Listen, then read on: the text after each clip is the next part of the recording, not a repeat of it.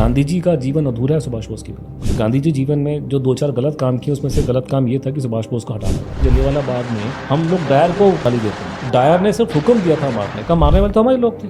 क्या है ये गुमनामी बाबा की थ्योरी? जो सुभाष चंद्र बोस आखिरी बार इस देश में 1940 में देखे गए थे, जिसके बारे में कहा जाता है कि 45 में उनकी डेथ हो गई है, जिसको सारे इतिहासकार और सब लोग बोलते हैं कि कंफर्म हो गया, मर गए। पता नहीं क्या बात है कि उनके बारे में तब से लेकर के आग जलती आ रही है अभी तक लोग कहते हैं कि साहब उनकी डेथ नहीं हुई, लोग जीवित थे। जैसे आप कह रहे हो 85-86 में उनकी डेथ हुई गुमनामी बाबा की, तो उनके रूम से ऐसे कोई एविडेंस मिले? बहुत कुछ कागज पता है। जैसे पहली चीज तो एविडेंस की अगर आप बात बोलेंगे तो लेटर है ना, बहुत सारे उनके लेटर जो उन्होंने एक्सचेंज किए हैं कलकत्ता में उन लोगों के साथ में जो सुभाष बोस के बहुत क्लोज थे, कि आजाद हिंद फौज को जो चेंज किया है, जो उन्होंने ठीक ठाक किया, वो 6 महीने में करा। उनके पास में कोई 50 साल नहीं थे। 84 में एक फिल्म आई थी गांधी रिचर्ड एटनबरो की, और वो उस फिल्म में उन्होंने सुभाष बोस का 1 सेकंड का रोल नहीं देखा।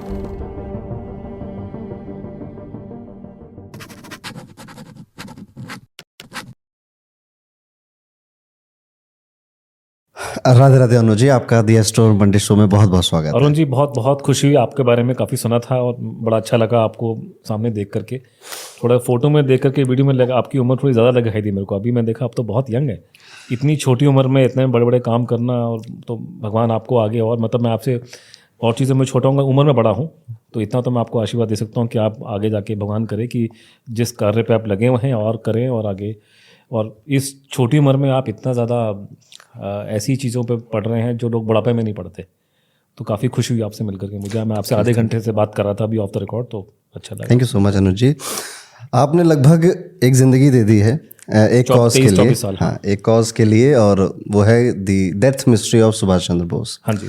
हम जब स्कूल में थे 23 जनवरी को सुभाष जी का बर्थडे बन जाता था, कोई गेस्ट आते थे, उनके बारे में कहानियां सुना के चले जाते थे, और कदम कदम बढ़ाया जा, तुम मुझे खून दो मैं तुम्हें आज़ादी दूँ, ये नारा किसका, एग्जाम में क्वेश्चन आ जाता था।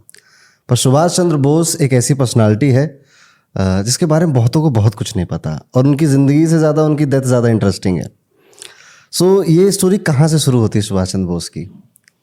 पहले मैं आपका ये जो आपने इसका जो भूमिका बांधी है, हमारी भी हालत वैसी थी जैसे आपकी थी, लेकिन कम से कम कि हमारे टाइम पे तो ये 23 जनवरी मनाने का भी कम से कम दिल्ली में नहीं था, प्रचलन नहीं था। तो कभी कभी कोई कदम कदम बढ़ाया जाए, गाना टीवी में आगे आ गया, तो हमारे भी बिल्कुल नॉलेज नहीं थी। और शायद मेरा मानना ये कि आज की जनरेशन जो खासकर यंग लोग जो हैं, उसमें जो नेताजी को लेके जो उत्साह है, जो जानने की इच्छा है उनको, उसका कारण ये भी है कि सिस्टमेटिकली गवर्नमेंट ने इस बात को दबाया, उनके नाम को, सुभाष बोस के नाम को। उस पर हम आएंगे क्यों दबाया, तो वो शायद वो उबाल निकल के फट करके बाहर आ रहा है उसका, कि आपने इतने उनको दबाने की कोशिश करी। तो आप ये कह सकते हैं कि जो सरकारों ने एक के बाद एक 47 के बाद से कोशिश की कि नेताजी के बारे में लोग डिस्कशन ना करें, ना उनके बारे में बातचीत कम करें, वो उनकी पूरी पॉलिसी फेल हो गई है। और आज की दुनिया में लोग जो खुल करके उनके बारे में बातचीत करें। लेकिन आपका कहना बिल्कुल ठीक है, सुभाष बोस के बारे में लोगों को अभी भी बहुत कम नॉलेज है, कि उनके बारे में काफ़ी कम पढ़ाया जाता है। उनकी लाइफ बहुत ज़्यादा अच्छा नहीं लगता, किसी को कंपेयर नहीं करना चाहिए। अलग अलग, मतलब हर एक आदमी अपने अपने यूनिक होता है, हर एक आदमी अपने तरीके से काम करता है। लेकिन इसमें कोई दोहरा नहीं, सुभाष चंद्र बोस महामानव थे। वो कोई नॉर्मल व्यक्ति नहीं था। वो उनका बैकग्राउंड ये था कि एक अमीर घर में पैदा हुए थे, और शुरुआत में अंग्रेजी मीडियम से स्टार्ट किया उन्होंने खुद बोला था कि उनको बंगला भी बोलनी नहीं आती थी शुरुआत के अंदर। इनफैक्ट पहली बार जब वो कटक में पैदा हुए थे, अंग्रेजी सीखी उन्होंने। शुरुआत में अंग्रेजी भाषा ही बोलते थे, और बाद में जब कलकत्ता वो शिफ्ट हुए हैं, तो वहाँ जाके जब उन्होंने बंगला बोलनी शुरू की, तो उनका लोग मजाक उड़ाते थे उनकी प्रोनाउंसिएशन का। तो वो उस बैकग्राउंड से आदमी निकल के आया। उसके बाद में करते करते जब उनकी उम्र 12-15 साल की हुई, तो सडनली उनके अंदर आध्यात्मिक बहुत प्रवृत्ति जागृत हो गई, और वो साधु महात्माओं की संगत में जाना, उनसे बातचीत करना, शास्त्र पढ़ना, ये करना, उसमें इच्छा पैदा हो गई। और आते आते 18 साल की उम्र, मुश्किल अप्रॉक्सीमेटली मैं एग्जाम्पल दे रहा हूँ, वो अपना घर छोड़ के भाग गए साधु बनने के लिए। तो यहाँ मथुरा में इधर उधर हर जगह पे वो घूमे करके, फिर वो हिमालय पर्वत में थे। फिर कहते हैं कि उनको अपनी माता जी की याद आई, तो वापस आ गए। तो वो आदमी पहले से एक बहुत अलग प्रवृत्ति का आदमी था, और अध्यात्म उसमें पहले दिन से था। उसके बाद जब वो, हम उनको जानते हैं, कांग्रेस प्रेसिडेंट बने, ICS की नौकरी करना इतना आसान नहीं था, वहाँ पे गए, छोड़ करके आए, जो भी था। लेकिन जब वो नेताजी बने, जिसको हम, जो हमारे दिमाग में इनकी इमेज आती है कि सुभाष चंद्र बोस नेताजी थे, तो नेताजी वो बने हैं 1941 में आकर के। जब वो जर्मनी जाते तो वहाँ उनको नेताजी की उपाधि उनको दी जाती है। उसके बाद वो साउथ ईस्ट एशिया में आते हैं, जहाँ जापान के साथ में मिलकर के लड़ाई लड़ते हैं अंग्रेज़ों के खिलाफ में। तो यहाँ पे भी जब वो थे तो लोग जो उनके आसपास थे उन्होंने लिखा है, और मैं उनकी बात कर रहा हूँ अंग्रेज़ों ने क्या लिखा, या जो आईएनए में जैसे एक अफसर थे जो क्रिश्चियन थे, कि सुभाष बोस के पास में उनकी वो रोज़री जो होती है, माला जो आपके हाथ में, वो उनके पास में हमेशा होती थी। 24 घंटे वो अपने गीता अपने हाथ में लेके चलते थे। सोते थे रात को तो गीता अपने उसके सराहने के नीचे हुआ करती थी। और हर रात को उन्होंने बोला कि रात को भगवा कपड़ा पहन के, ये सुभाष नेताजी की बात कर रहा हूँ, सिंगापुर में ये जो लोगों ने बताया कि भगवा पहन करके वो ध्यान अपना करते थे करके। इसके अलावा अगर आप और लोगों की बातचीत करेंगे जो वो कलकत्ता में थे पहले, उससे पहले, तो आध्यात्म में काफ़ी उनकी काफ़ी वो लोगों ने तो उनके बारे में काफ़ी विचित्र बातें बोली हैं। रूप बदलने में बड़े माहिर थे। वो तो एक टेक्निक थी उनकी कि वो सभी चीज़ें माहिर थे। लेकिन आज जो आपके सामने मैं छेड़ना चाहता था इस मुद्दे को, कि सुभाष चंद्र बोस बहुत छोटी उम्र से ही अध्यात्म में चले गए थे। और एक बार मैं एक प्रोग्राम में गया था जहाँ पे सुभाष चंद्र बोस नेताजी की बात कर रहे थे। सुभाष कई फिल्में बनाते हैं बहुत अच्छी, तो तजुर्बा होता है, फिल्म बनाने वाला डायरेक्टर को काफ़ी तजुर्बा ज़िंदगी का होता है, उसको मालूम होता है। तो उन्होंने एक बहुत अच्छी बात उनके बारे में कही थी कि नेताजी ने जो भी किया देश के लिए, कि यहाँ से गए, बाहर गए, विदेश में गए और सबमरीन से यहाँ आते हैं, लड़ाई लड़ी, रिसोर्सेज बिल्कुल नहीं थे, ये सिर्फ शारीरिक ताकत पे नहीं होता ये सब, इसके लिए मानसिक आध्यात्मिक ताकत की बहुत ज़रूरत है। तो ये सिर्फ मानसिक और शारीरिक नहीं है, तो कुछ ना कुछ उस आदमी में स्पिरिचुअल उसमें कुछ गिफ्टेड था। तो ये उनके बारे में जो है, जो बात मैं चाहता था आपके सामने मैं पहले उसको छेड़ूं, कि सुभाष बोस का बचपन से ही आध्यात्म की तरफ को रुझान था उनका, और वो कम से कम स्पिरिचुअल साइड से वो अलग थे काफ़ी लोगों से। गांधी जी वगैरह स्पिरिचुअल उस तरह से नहीं थे, और बाद में जाके भी हुए थे, लेकिन सुभाष बोस बहुत छोटी उम्र से स्पिरिचुअल हो गए थे। और उन्होंने जो देश के लिए काम किए हैं, देखिए बैठ करके बोलना बहुत आसान है कि ये होना चाहिए, वो होना चाहिए। कोई भारत का कोई और नेता नहीं होगा उस समय का कि वो यहाँ से जाके हिटलर से बातचीत करे, मुसोलिनी से जाकर के मिले, बातचीत करे, काम करवाए, फिर जापान के लोगों से काम कराए। भारत जिस हालत में आज के दिन में खड़ा हुआ है, हमको सपने में ख्याल नहीं हो कि 20 साल पहले हालत हमारी क्या थी। नरसिम्हा राव के पहले हम लोग किस कंडीशन में थे, लोगों को नहीं पता आज के दिन में। तो आप 1940 के भारत की बात कर रहे हैं, 40 के दशक की, तो उस समय में जाना, इतने बड़े लोगों से मिलना और बातचीत करना, तो ये बहुत मतलब सुभाष बोस अपने किसी भी आप उस ज़माने के फ्रीडम फाइटर को उठा लीजिए, उनसे बहुत आगे थे इन चीज़ों में। और शायद यही चाह में कि लोग उनको याद रखते हैं कि एक तो यंग बहुत थे उनकी, मतलब बाकी जितने लोग हैं, जैसे मैं आपको एग्जांपल देता हूँ कि जहाँ उम्र का तकाजा है कि सरदार पटेल उनसे 22 साल बड़े थे। तो हम लोग के जब हम बचपन में हम किताबें पढ़ते हैं तो हमको लगता है कि सारे इकट्ठे के बराबर के होंगे। गांधी जी से 30 साल छोटे थे। गांधी जी तो 30 साल के आसपास का फ़र्क है उम्र में। और उस ज़माने में जब लोगों की शादी 14 साल में होती थी उस ज़माने में, तो छोटी छोटी उम्र में लोग शादी कर लेते थे। नेताजी के पिताजी थे वो गांधी जी के बराबर की उम्र के थे, और सुभाष बोस अपने भाई बहनों में मेरे ख्याल से 6-7वां नंबर रहा होगा उनका। तो वो टाइम पे शादी जल्दी होती थी करके, तो उस ज़माने में ये फ़र्क था। पंडित जी उनसे 9 साल बड़े थे, 9 साल बहुत होता है। तो ये कि बहुत यंग थे और बहुत डायनेमिक थे और स्पिरिचुअली बहुत इंक्लाइन थे।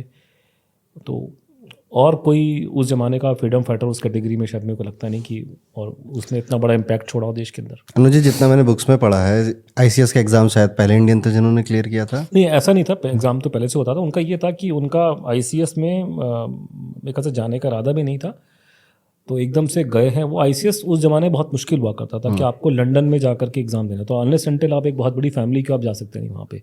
तो ये इंग्लैंड में गए और शुद्ध कुछ उनसे गलतियाँ हुई थी कि कुछ उन्होंने इंग्लिश कंपोजिशन में लिखना था, कुछ रफ़ लिख रहे थे, तो रफ़ को उतार नहीं पाए अपने आंसर शीट में। देख वहाँ उनसे ही लैप्स हो गया था। अदरवाइज़ उसके होने के बावजूद, और काफ़ी कम टाइम उनको मिला स्टडी करने का, उनका पूरा ऑल इंडिया जो ऑल रैंक था जिसमें इंडियन अंग्रेज़ दोनों थे, आईसीएस में 4था रैंक आया था उनका।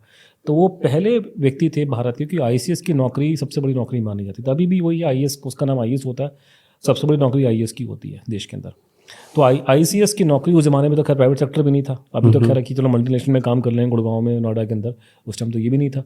तो उस आईसीएस की नौकरी के पीछे सारे अमीर घर के लोग पड़ा करते थे कि हमें आईसीएस बन जाए तो इनको वो नौकरी मिल जाती है, आईसीएस क्लियर कर जाते हैं।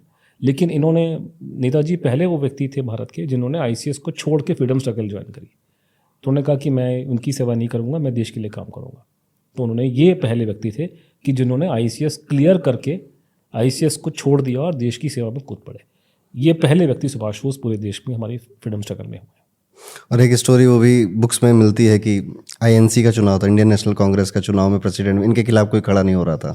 उनके खिलाफ में खड़ा नहीं होता क्योंकि उसमें गांधी जी उनके खिलाफ में हो गए थे। तो गांधी जी का कैंडिडेट था पट्टाभी सीतारामैया और गांधी जी ने काफ़ी कोशिश करी, लेकिन सुभाष बोस मतलब गांधी जी को अपने जीवन में पॉलिटिकल आप कह सकते हैं कि जब से गांधी जी का सिक्का चमका है देश में, उन्हें कोई आदमी उनको नहीं हरा पाया, कभी उनके सामने नहीं खड़ा हो पाया। वही बात दी, वो खुद ही बोलते थे कि मैं कांग्रेस का डिक्टेटर हूँ, लेकिन सुभाष बोस इकलौते थे जिन्होंने गांधी जी को हराया होता उसमें। वो तो इसमें कोई डिस्प्यूट नहीं है। और ये है कि और वहाँ पे एक बड़ी अजीबो किस्म की बात आती है कि एक 1984 में एक फिल्म आई थी गांधी, रिचर्ड एटनबरो की।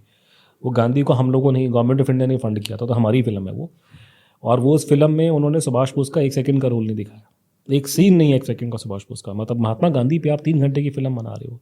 गांधी जी का जीवन अधूरा है सुभाष बोस के बिना, क्योंकि गांधी जी जीवन में जो 2-4 गलत काम किए उसमें से गलत काम ये था कि सुभाष बोस को हटाने वाला काम किया था, और वहाँ उनकी हार हुई थी। इवन अंग्रेज अमेरिका जो उनके बारे में लिखते आए हैं गांधी जी के बारे में, उन्होंने इस बात को क्रिटिसाइज़ किया कि गांधी जी की हरकतें ठीक नहीं थी। उसने अपने उम्र से इतने छोटे आदमी को, जो कांग्रेस के लोगों ने उसको चुना है, आप उसके पीछे पड़ जाओ। और उनको जीतने के बावजूद उनको काम नहीं करने दिया गया, और तभी उनको यहाँ से देश छोड़ और शायद इसके बाद रेजिग्नेशन दिया उन्होंने, रेजिग्नेशन दे दिया। बिकॉज गांधी जी वैसे कहने को कांग्रेस के मेंबर नहीं थे, लेकिन गांधी जी कांग्रेस को चलाते थे।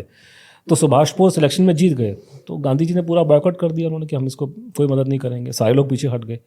तब फिर सुभाष बोस के पास में कोई रास्ता था नहीं बिना कि कांग्रेस छोड़ने के अलावा। उनको ऑलमोस्ट उनको बाहर भी कर दिया गया था। उनको ये पॉइंट था जब वो इंडिया छोड़ के बाहर गए देशों में। इंडिया बाहर छोड़ने की जो घटना घटी थी उसका एक बैकग्राउंड है बड़ा इंटरेस्टिंग। वो ये है कि 1939 में जब जर्मनी ने अटैक किया पोलैंड के ऊपर, तो सुभाष चंद्र बोस मद्रास चेन्नई में थे, वहाँ पे लेक्चर दे रहे थे, भाषण दे रहे थे, और उनको खबर लगती है कि साहब ये सेकेंड वर्ल्ड वॉर शुरू हो गया। मतलब उस पर्टिकुलर टाइम की फिल्म की बात कर रहा हूँ मैं।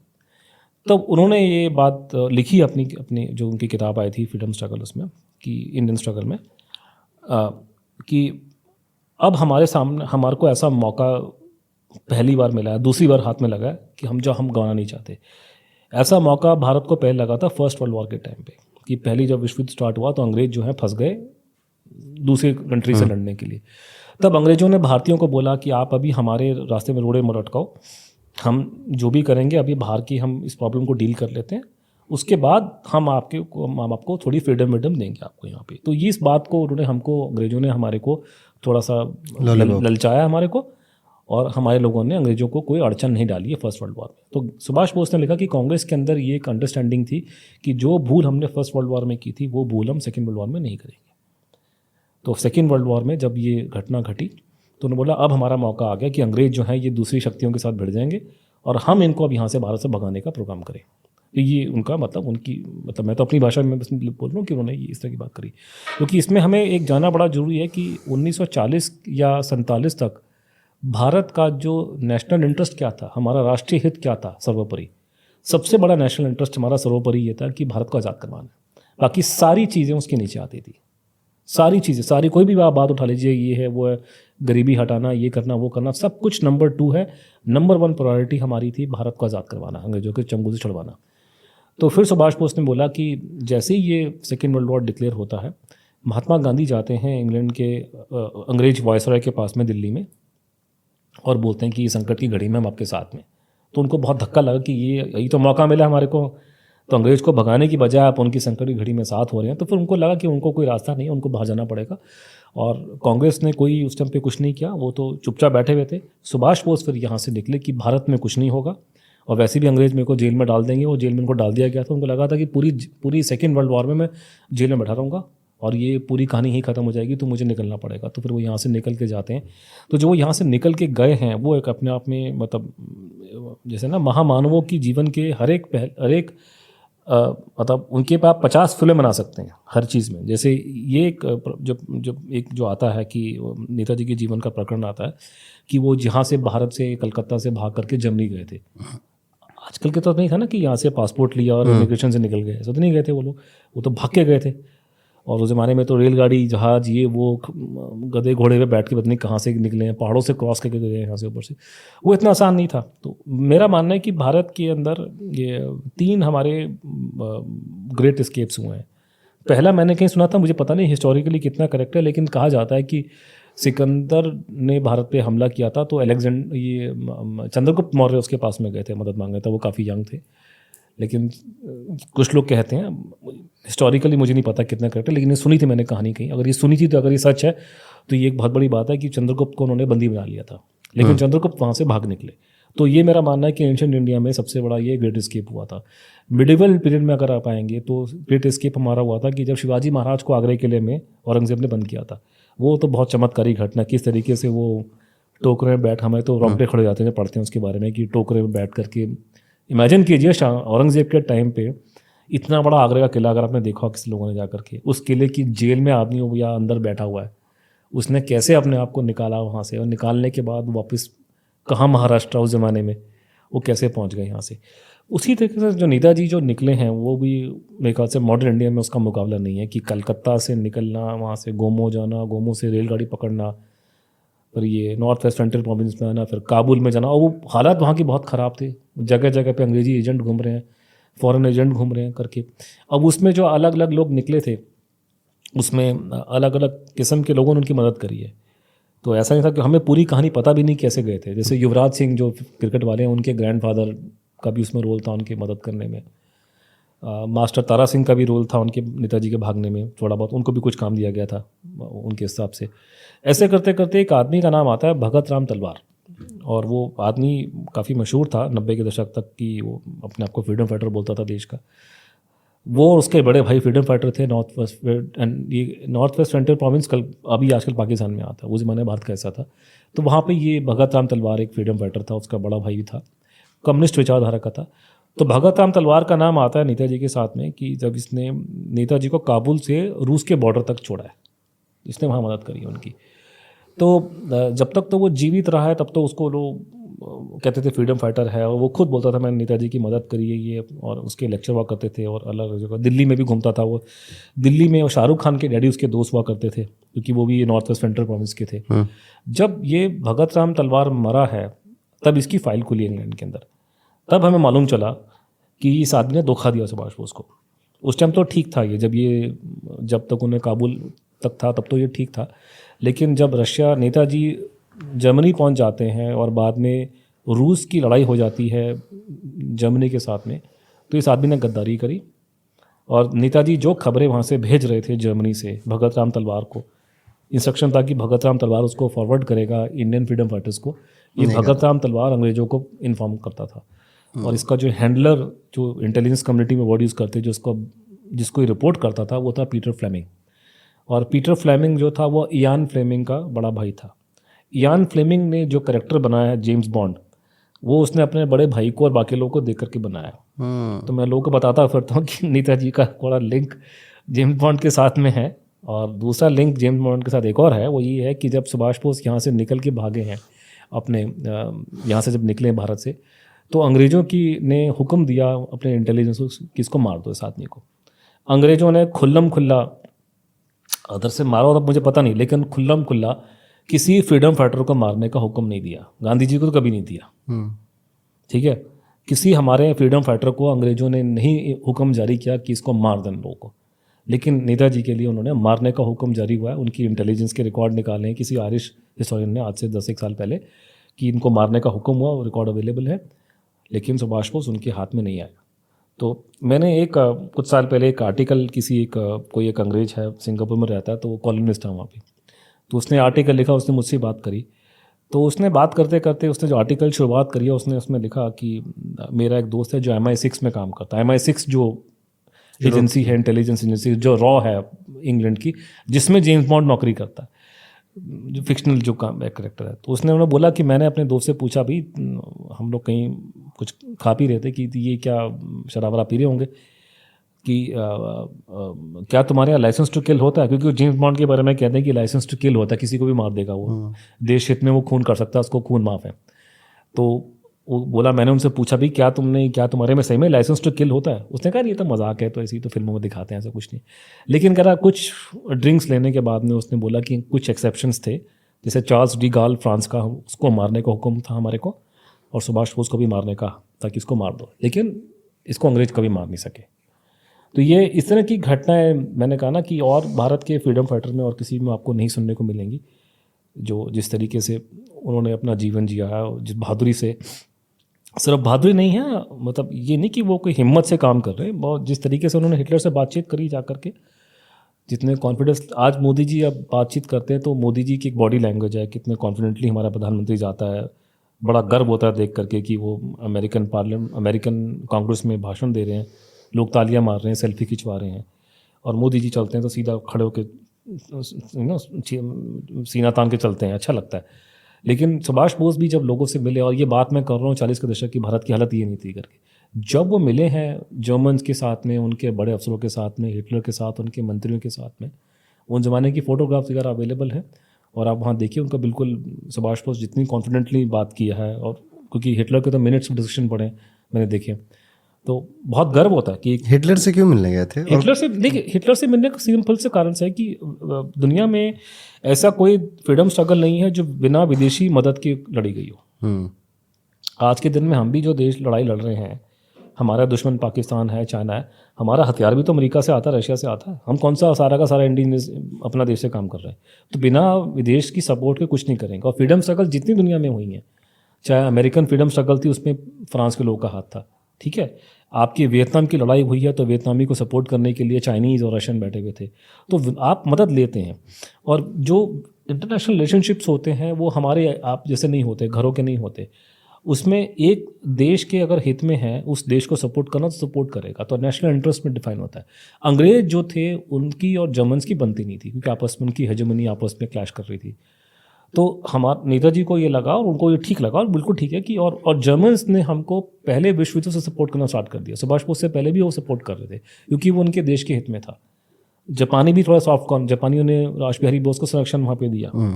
अंग्रेज भारत को गुलाम बनाए रखना चाहते थे, लेकिन अंग्रेजों की बनती नहीं थी अप टू वट जर्मन्स के साथ में। जापान से भी उनकी बिगड़ गई बाद में करके, और जापान और जर्मनी के इंटरेस्ट में था कि अंग्रेजों के खिलाफ काम करो, और थोड़ा कि हर एक दुनिया में हम चाहते हैं कि हमारा एक देश हमें सपोर्ट करे। हम चाहते हैं कि मालदीव के लोग सपोर्ट करें, अगर मालदीव के लोग सपोर्ट, अगर गवर्नमेंट सपोर्ट नहीं करेगी तो अपोजिशन पार्टी सपोर्ट करे। उसी तरीके से उसी फंडामेंटल में सुभाष बोस जर्मनी गए और उन्होंने हिटलर से मदद मांगी, और उन्होंने मदद दी। मैं क्यों झूठ बोलूँ, उसके अंदर मदद दी है उनको, वहाँ बहुत तरीके से रखा उनको, बहुत उन्होंने एक फ्री इंडिया सेंटर वहाँ पे उन्होंने खोला, और भारत का जो राष्ट्रीय गान है जन गण मन उन्होंने वहाँ अडॉप्ट किया। आज वो है, वो जो सेंटर खोला था? नहीं, वो सेंटर वो तो टेम्पररी वॉर का टाइम पे खोला था, वो तो फिर जर्मनी खत्म हो गया हिटलर का उस टाइम पे। लेकिन ये कि फ्री इंडिया सेंटर खोला उन्होंने, वहाँ से ब्रॉडकास्ट करने स्टार्ट किए। जो आज के ज़माने में यूट्यूब की मतलब अहमियत है, उस ज़माने में ब्रॉडकास्ट की अहमियत थी कि सुभाष बोस एकदम से, आजकल जैसे यूट्यूब में आप कर रहे हैं, लाखों लोगों तक बात जा रही है, उस ज़माने में रेडियो चलता था करके, उन्होंने वो करा। और वहाँ जाके उन्होंने मैंने जैसे कहा कि अपना जय हिंद का नारा उन्होंने वहाँ पे, और नेशनल एंथम जो हमारे देश के आज है वो सुभाष बोस ने ही अडॉप्ट किए थे। भारत के लोगों में तो इतना दिमाग था नहीं क्या बनाना नेशनल सैल्यूट। या तो अगर नेताजी ने ये जय हिंद नहीं किया होता, हम तो राम राम या गांधी जी की जय बनाते हमारा देश का नारा। मेरे को लगता है कि लोगों का दिमाग उससे ज़्यादा सोचने के लायक था नहीं। तो ये उन्होंने वहाँ पर काम किए। फिर उनको बाद में जब उनकी मीटिंग होती है हिटलर से, तो उनका जो प्रॉब्लम ये थी कि हिटलर ने बताया कि मैं बहुत दूर हूँ आपकी कंट्री से, तो मैं आपकी सैन्य मदद नहीं कर सकता डायरेक्टली, बीच में रशिया है और करके। लेकिन जापान उस टाइम तक हमारे बॉर्डर पे आ गया था, तो जापानियों ने बोला कि इस आदमी को हमारे पास भेजो। तो फिर सुभाष बोस को उन्होंने जर्मनी से जापान भेजा। तो वहाँ पे फिर उस सबमरीन में, हमने सुना बचपन में पढ़ा कि वो नेताजी सबमरीन से, वो सबमरीन कोई इंडिगो का जहाज़ नहीं था कि आप जहाज़ में बैठ गए और आराम से पहुँच गए, नहीं। वो 2.5-3 महीने लंबी जर्नी थी और बड़ी बुरी विकट है। उसमें जो खाने को मिलता था उसमें डीजल की बदबू आती थी। पुराने ज़माने की सबमरीन थी वो, और उसमें बड़ी मतलब, अब ये कोई आदमी मिलिट्री ट्रेंड आदमी तो था नहीं, ट्रेनिंग कुछ की थी वहाँ जाकर उन्होंने, और बहुत यंग भी नहीं थे, 40 के क्रॉस कर चुके थे उस टाइम पे। फिर वो बड़ा पहली बार ऐसा हुआ कि विश्व युद्ध के अंदर कि कोई सिविलियंस को, एक सिविलियन आदमी को 2 सबमरीन समुद्र के बीच में आके मिलती है और वो ट्रांसफर में किया जाता है, छोटी सी जापान को किया था। जापान उसकी। और समुद्र अगर आपने देखा है, खासकर समुद्र के बीच में, मैं बिल्कुल बीच में तो नहीं गया हूँ, लेकिन समुद्र जब रफ सी जो होता है उसमें जब चलती हैं तो लोगों के होश उड़ जाते हैं। और वो इलाका सारा शार्क मछलियाँ वहाँ पे थी और सब कुछ था करके, लेकिन नेताजी वहाँ से यहाँ शिप ट्रांसफ़र करे जाते हैं और फिर वो जापान जाते हैं। फिर वो जापान उनको वो सबमरीन जापान ले आती है। और यहाँ पर आकर के 6 महीने के अंदर उन्होंने जो भी काम किया, आईएनए जो खड़ी किया उसको रीओरिएंट किया उन्होंने। बन तो पहले गई थी लेकिन वो जिसने बनाई थी वो चला नहीं आईएनए क्या है? सकता। आज़ाद हिंद फौज बनाई गई थी और जापानियों ने। हुआ ये था कि 1900, देखिए भारत की फ्रीडम स्ट्रगल में जापान का इंडायरेक्टली बहुत बड़ा पॉजिटिव हाथ है। 1857 की लड़ाई के बाद अंग्रेज़ों ने हमारी जो मार मारी थी हमारे को, हमारी हिम्मत नहीं थी अंग्रेज़ की आंख में आंख डाल के बात कर ले। लड़ाई लड़ना बहुत दूर की बात है। आजकल का मैं आपको ये बता रहा हूँ कि आजकल का समय आप भूल जाइए। आजकल एक बहुत दुनिया बदल चुकी है। आजकल तो भारत के लोग, हमारा इंग्लैंड में प्रधानमंत्री बना हुआ हिंदुस्तानी, लेकिन मैं बात कर रहा हूँ आपको 1940 की, 1920 की, 1930 की। भारत बहुत अलग कंट्री था। हम रिलेट कर सकते हैं क्योंकि हमने आज से 20-30 साल पहले का दौर देखा है। जो अभी बिल्कुल 20-30 साल के जो लड़के लड़कियां, उनको समझ में नहीं आएगा ये क्या बातें हो रही है, क्योंकि आपने बहुत अच्छा समय देखा है। उससे पहले हमें पता कि हमारी हालत क्या थी इस देश की, क्या हमारे दिल्ली में क्या हालत हुआ करती थी वहाँ और जगहों में क्या था। हम बात कर रहे हैं आज़ादी से पहले की। 1857 में जो हमको मार पड़ी है, आप अंग्रेज की आंख में आंख डाल करके बात करने की लोगों में हिम्मत नहीं थी। लड़ना तो बहुत दूर की बात है। और कहीं ना कहीं लोगों के दिमाग में ये बात, खौफ आ गया था कि अंग्रेज आपसे ज़्यादा ताकतवर है। ये फिल्म में झूठ दिखाते हैं, अंग्रेज बहुत ताकतवर थे, फिजिकली बहुत पावरफुल थे। इतने छोटे से देश का आदमी, हरियाणा जितना कंट्री नहीं है, पूरी दुनिया पर राज कर लिया। तो ऐसे सिर्फ दिमाग से नहीं किया, ताकत भी थी उन लोगों के पास में कि आपसे ताकतवर ज़्यादा है, आपसे ज़्यादा अक्लमंद ज़्यादा है वो, आप उसे कैसे हराएंगे। इतना ताकत और शक्ति आपको शत्रु है वो। तो लोगों में हिम्मत नहीं थी करने की। लेकिन ऊपर से ये बात होगी कि काला आदमी जो है गोरे को नहीं हरा सकता, ये लोगों के दिमाग में डर छा गया था करके। जापान ने ये जो मिथ तोड़ा है। जापान ने 1905 में रशिया को हरा दिया लड़ाई में। इतना छोटा सा जापान, इतना बड़ा रशिया। उसके बाद तो वहाँ जब जापान ने हराया 1905 में, तो लोगों में जोश आ गया कि साहब ये छोटे छोटे जापानी अगर हरा सकते हैं सफ़ेद चमड़ी वालों को, इसका मतलब कुछ लोगों को सफ़ेद चमड़ी वालों से हम भी लड़ सकते हैं। उसके बाद आपका 1940-41 में सेकेंड वर्ल्ड वॉर जब हुआ है, तो ये यहाँ से ये अंग्रेज़ों, भारतीय फ़ौज जो थी, अंग्रेज़ों के अंडर जो थी भारतीय फ़ौज, ये लोग लड़ने गए थे जापानियों के साथ में सिंगापुर के इलाके में। तो वहाँ इन्होंने इनकी हालत ख़राब कर दी, मार के इनको इन्होंने सीधा कर दिया जापानियों ने। तब इन्होंने अंग्रेज़ वहाँ पे 90,000 भारतीयों को छोड़ के भाग गए। ज़्यादातर पंजाब रेजिमेंट के लोग थे। तो फिर उन्होंने बोला कि इन्हीं को इकट्ठा करके एक ऐसी फ़ौज बनाई जाए जो अंग्रेज़ों से लड़ाई लड़े। तो एक फ़ौज बनाई गई जिसको आज़ाद हिंद फौज का उस टाइम से नेशनल आर्मी का नाम दिया गया। लेकिन वो चल नहीं पाई। वो जनरल मोहन सिंह जो थे उनमें वो करिश्मा नहीं था। एक फ़ौज के जूनियर ऑफिसर थे। रास बिहारी बोस थोड़े बुजुर्ग हो चुके थे। तो वो लोग उन्होंने बनाई, उनका हिस्सा था, लेकिन वो लोग चला नहीं पाया उसको। वो डिसबैंड की नौबत आ गई थी उसमें। तब उनको लगा कि सुभाष बोस जैसे ऐसे व्यक्ति को बुलाया जिस आदमी में पर्सनालिटी हो, कुछ उसमें एक्सपीरियंस हो। तब सुभाष बोस को लाया गया और सुभाष बोस ने आकर के 1943 में आकर के उसका चार्ज लिया। नेताजी ने आज़ाद हिंद फौज नहीं बनाई, नेताजी ने आज़ाद हिंद सरकार बनाई। तो वो बहुत बड़ी चीज़ है। तो सरकार के अलग अलग डिपार्टमेंट थे, उसके बैंक था, उसकी मतलब और सर्विसेज थी, उसी का मिलिट्री विंग को आज़ाद हिंद फौज कहा जाता है। तो नेताजी के बारे में बहुत गलती जो की जाती है, खासकर मैं तो सरकारी एडवर्टाइजमेंट में लिखते हैं कि नेताजी को आईएनए का फाउंडर बोला जाता है। पहली बात, नेताजी आईएनए के फाउंडर नहीं थे। आईएनए के फाउंडर मोहन सिंह और बाकी और लोग थे, लेकिन वो सब फेल हो गए थे पहले। सुभाष बोस ने उससे बहुत बड़ी चीज़ सेटअप की थी। उन्होंने सेटअप की थी इकोसिस्टम बनाया, पूरी सरकार बनाई है और सरकार को 5-6 कंट्री ने रिकॉग्नाइज किया है। वो आज तक हमारी हिस्ट्री में ऐसा नहीं हुआ था पहले। तो पूरी सरकार बनाना, सरकार को रिकॉग्नाइज करवाना 5-6 कंट्री से, और उसके मतलब पूरे ऑफिसेस खड़े करना, उसका एक हेडक्वार्टर था, उसके पोस्टल डिपार्टमेंट है, उसकी ये है। ये सब जापान में हो रहा था। ये सब जापान में हुआ था। जापान ने उनको लैंड भी दिया, उनको पूरा जापान में, सिंगापुर में और ये हर जगह पे, और उन्होंने पूरा। तो सुभाष बोस ने ऑलमोस्ट वहाँ पे 1-1.5 साल तक एडमिनिस्ट्रेशन चलाया पूरा उसका, पूरे इंडियंस को चलाया।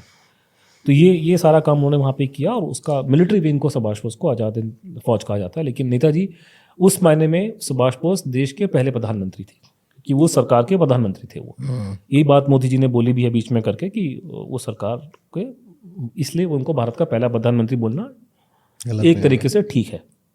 तो ये उन्होंने करा। और लेकिन एक और बात ध्यान में रखने वाली बात है, जैसा कि आपको मैंने बताया कि उनको आज़ाद हिंद फौज को जो चेंज किया है, जो उन्होंने ठीक ठाक किया, वो 6 महीने में करा। तो उनके पास में कोई 50 साल नहीं थे, जैसे हमारे पास में अभी भारत की सेना है। भारत की सेना 150 साल से खड़ी हुई है। तो कोई भी फौज को खड़े करने में टाइम चाहिए। दुनिया भर की शक्तियां लगी हैं कि अफगानिस्तान में फौज खड़ी हो जाए। 10 साल तक उन्होंने अरबों रुपये फूंक दिए, लेकिन वो फेल हो गया, तालिबान खड़े हो गए। तो फौज खड़ी करना आसान नहीं है। सुभाष बोस ने 6 महीने में उनको ओरिएंट किया, और वो सारे के सारे लोग वो थे जो अंग्रेजों के साथ में हुआ करते थे कभी कभार में, लेकिन उनको उसमें देशभक्ति का उनमें वो प्रभाव डालना, ये करना वो करना, और लड़ाई अच्छी लड़ाई लड़ी गई सर्कमस्टेंसेस के हिसाब से जो भी लड़ा। लेकिन किस्मत थी कि जो लड़ाई उन्होंने लड़ी है, एक तो ये था कि नेताजी अगर थोड़ा पहले आ जाते जापान में तो लड़ाई जीत जाते, लेकिन वो उनके हाथ में नहीं था, जर्मनी के हाथ में नहीं था, उनकी अपनी प्रॉब्लम्स थी। ये 1943 में पहुंचे यहाँ पे। 43 तक आते आते लड़ाई जो है एक्सिस ब्लॉक जिसमें नेताजी थे वो हार रहा था, तो जापान लड़ाई हारने की स्टेज में आ चुका था। तो उनको मालूम था कि हम लोग लड़ाई जीतेंगे, लेकिन एक साइकोलॉजिकल वॉरफेयर और लोगों में, जैसे कि मैंने कहा कि ये जज्बा दिखाना कि हम अंग्रेज से लड़ सकते हैं, कि जिस देश के लोगों में अंग्रेज की आंख में आंख डाल के बात करने की हिम्मत नहीं है, क्योंकि एक दो जगह पे किसी अंग्रेज को मारने से आप पूरा एम्पायर नहीं ला सकते। ये सुभाष बोस का मानना था कि आपने एक आदमी को मार दिया, एक अफसर को मार दिया, उससे पूरा एम्पायर नहीं हटेगा। आपको जब तक पूरा का पूरा फौज उन पर अटैक नहीं करेगी तब तक असर नहीं पड़ेगा। तो ये उन्होंने करा, बहुत दुस्साहस था। और ये आज के ज़माने में अगर आप सोचेंगे तो अनबिलीवेबल है। 6 महीने में काम करना, फिर पूरी फौज लेके आना, उनसे भिड़ना। और किस्मत ख़राब थी अगर ये अमेरिकन एटम बम ना फेंकते और अमेरिकन अगर जापान की हालत ख़राब नहीं करते तो शायद ये लड़ाई का कुछ और निकलता। लेकिन नहीं, कि वो किस्मत की बात है कि सुभाष बोस के हाथ में सब कुछ नहीं था। उन्होंने लड़ाई बहुत अच्छी लड़ी, उन्होंने अपने हिसाब से तो सुपर ह्यूमन एफर्ट्स उन्होंने करे इस देश के लिए। और कोई, मैं उस बात को फिर रिपीट कर रहा हूँ कि जो उन्होंने काम किए, शायद भारत का कोई और फ्रीडम फाइटर उनके आसपास नहीं खड़ा हो सकता। उसके बाद क्या हुआ? उसके बाद में लेकिन अनफॉर्चुनेटली जो कहानी होती है कि सेकेंड वर्ल्ड वॉर जो है, साथ किसी को नहीं मालूम था, सडनली अमेरिका ने जापान पे एटम बम फेंक दी 7 और 9 अगस्त को। तो जब एटम बम गिरते हैं तो जापान ने सरेंडर की अनाउंसमेंट कर दी कि हम सरेंडर कर देंगे अमेरिकन को। तो यहाँ इनकी लॉटरी लग गई अंग्रेजों की। ये तो लड़ाई का इनको लगा था कि लंबी चलेगी, लेकिन सडनली जापान ने सरेंडर कर दिया। तो फिर अंग्रेज चाहते थे कि इनको हवाले किया जाए, उनके ऑलरेडी वो उनको ढूंढ रहे थे करके। लेकिन उसी टाइम पे वो 18 अगस्त को खबर आती कि इनकी प्लेन क्रैश में डेथ हो गई सुभाष बोस की। और जब ताइवान में आजकल जो ताइवान कहते हैं, उस ज़माने में उसका नाम फॉर्मोसा था, तो ताइवान में उनकी प्लेन क्रैश में डेथ हो गई है। तो जैसी वो खबर यहाँ पे आती है तो जो हमारा जो वायसरॉय था उस टाइम आर्चिबल्ड वेबल, तो वेबल ने अपने डायरी में लिखा कि ये मैं इसको नहीं मानता, ये तो, क्योंकि अगर सुभाष बोस उस टाइम पे नहीं मरते तो आने वाले 7-8 दिन में अंग्रेजों के हत्थे चढ़ने वाले थे वो। क्योंकि आपका दुश्मन जो आपको, वो वॉर क्रिमिनल थे, आपका दुश्मन जिसको आप पकड़ने की कोशिश कर रहे हैं, जो कई बार आपको झांसा देकर निकल चुका है, जैसे ही आपकी गिरफ्त में आने का टाइम हुआ वो एकदम से बोले मर गया, भाई हमें विश्वास नहीं है, इसकी इंक्वायरी करवाओ। तब उन्होंने पूरी इंक्वायरी इसकी करवाई। और वो इंक्वायरी जब होती है तो उसमें एक उन्होंने दिल्ली में एक मिलिट्री हेडक्वार्टर में एक सेक्शन बनाया, कंबाइंड सेक्शन उसका नाम था। उसके एक डब्ल्यू मैकराइट थे जो आईबी के नंबर 2 थे। उस ज़माने में आईबी सीबीआई सब एक ही थे, आईबी थी, रॉ तो थी नहीं, रॉ तो बनी है 68 में।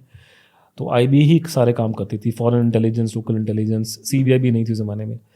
तो ये उन्होंने फिर मैकराइट के लीड में इंक्वायरी हुई, जिसमें अलग अलग अफसरों को लिया गया जो बड़े नेताजी के एक्सपर्ट थे या उनको चेस कर रहे थे।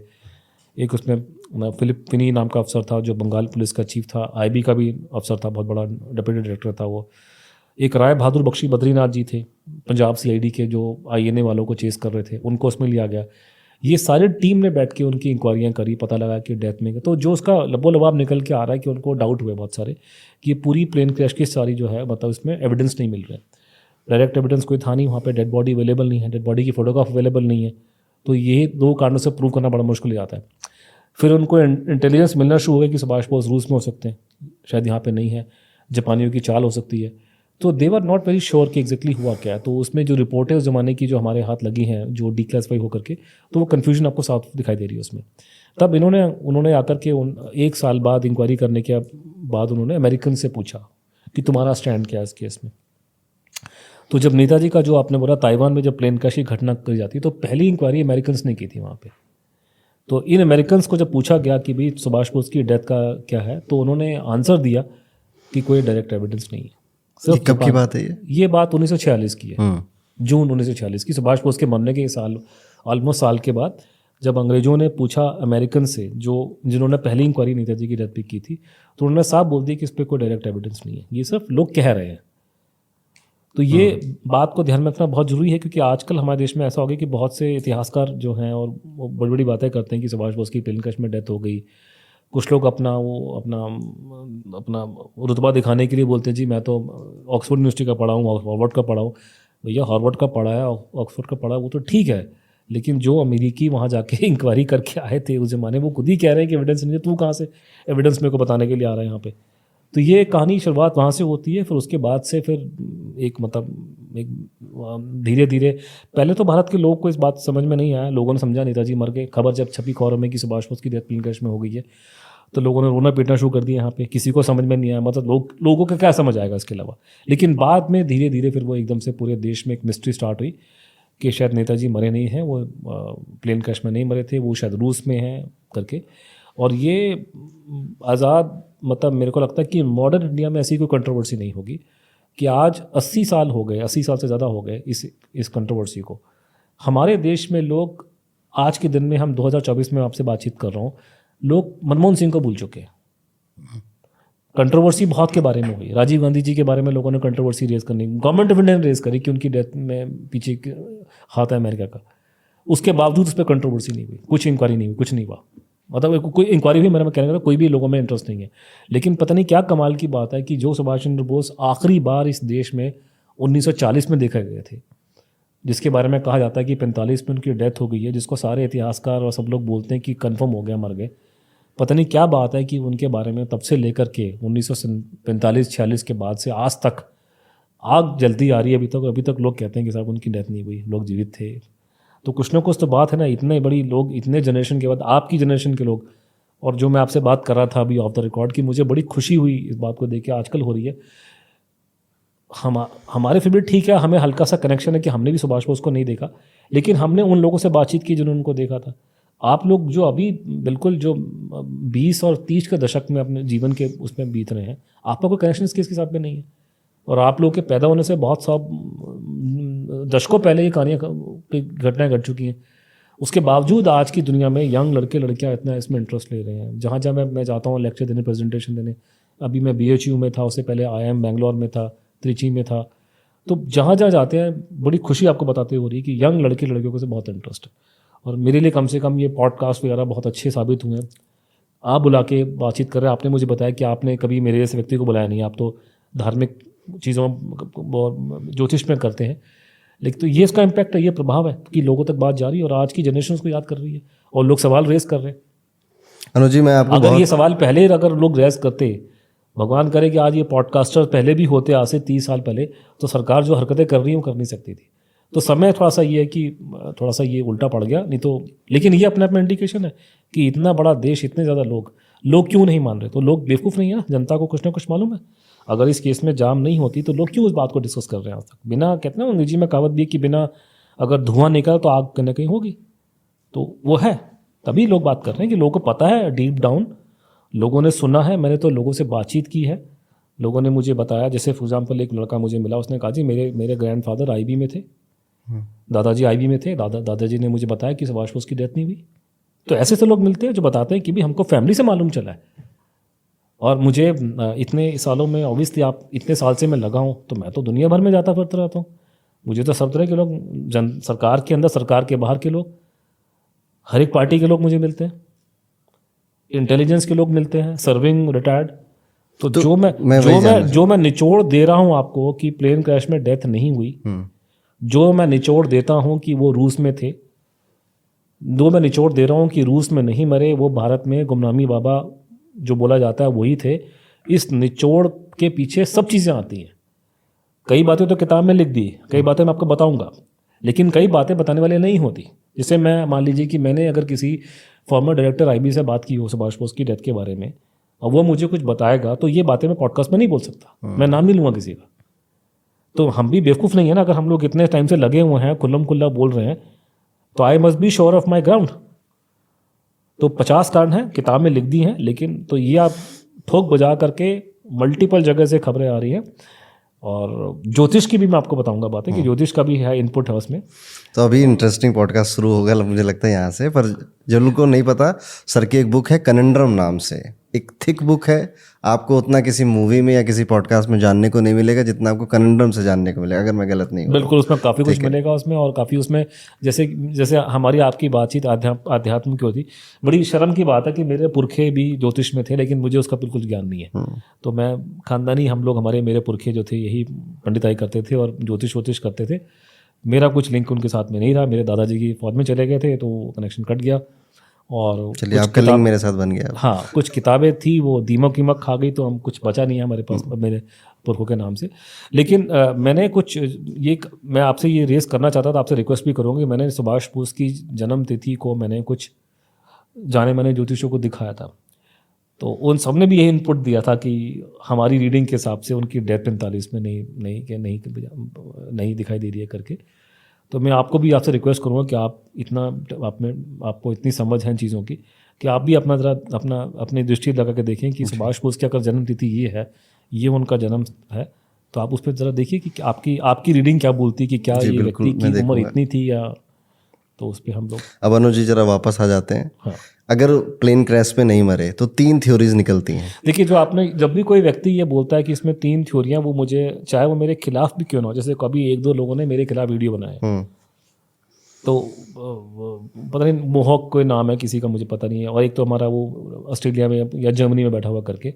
लेकिन जो मेरे खिलाफ वाले हैं वो भी ये बोलते हैं कि 3 थ्योरियां हैं, तो वो मुझे कॉम्प्लीमेंट देते हैं कि भैया तुम जिस फ्रेमवर्क की बात कर रहे हो, जिस कंस्ट्रक्ट की बात कर रहे हो, मैंने ही खड़ा किया है। हाँ, ये मैंने पहली बार आपसे ही सुना था। नहीं, मैं प्रूव कर दूंगा। मेरी 2004 की किताब में पहली बार मैंने कंस्ट्रक्ट, मेरे से पहले लोग ऐसे बात नहीं करते थे। तो आज जो डिस्कशन डिबेट हो रही है, अगर आप चैनल में भी जाते हैं, टीवी चैनल में, मुझे याद है कि 1-2 साल पहले मैं और नेताजी की लड़की डॉक्टर अनीता फाफ और ये अपने अमीश, तीनों एक प्रोग्राम में थे टीवी के अंदर।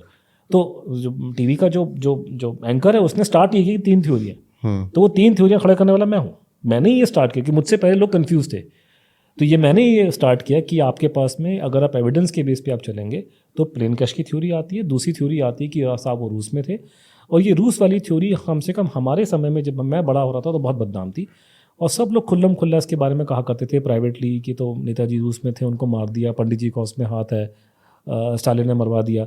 आज के दिन में जनरल GD बख्शी उसको बहुत खुल करके, और सुब्रमण्यम स्वामी खुल के बात करते हैं उसके बारे में, और लेकिन ये उस ज़माने में थी। तीसरी थ्योरी जो मैंने, जिसको निकालने में, मतलब निकाला मैंने नहीं था, निकालने वाले तो अशोक टंडन जी और बाकी और पत्रकार वीएनोरा जी हैं, उन्होंने निकाली थी, लेकिन वो निकालने के बाद वो कहानी दब गई थी। लेकिन मैंने ही उसको, आप कह सकते हैं कि पूरे देश के सामने लेकर आया, गुमनामी बाबा की थ्योरी 2001 में मैं लेकर आया था। तो वो ये 3 थ्योरियाँ हमारे पास में अवेलेबल हैं, और मैं लोगों को ये बोलता हूँ कि आप एविडेंस के बेस पे तीनों को जज कीजिए, और वही हमने जजमेंट दिया है कि मैं डिटेल दे सकता हूँ, लेकिन मोटा मोटा ये कि आपका प्लेन क्रैश में एविडेंस जो है नहीं मिल रहा। जो एविडेंस उनके मरने का है वो बहुत स्केची है और कंट्राडिक्टरी है।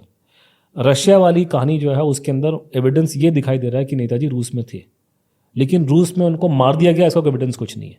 ये कोरी कहानियाँ हैं और इसका कोई बेसिस नहीं है, और जिस बेसिस पे कहा जा रहा है वो बेसिस झूठ है। रशिया ने उनको संरक्षण दिया था मारने वाली, कोई आदमी मुर्गी जो सोने का अंडा देगी मारता नहीं है। ऐसा क्यों कह रहे हैं आप?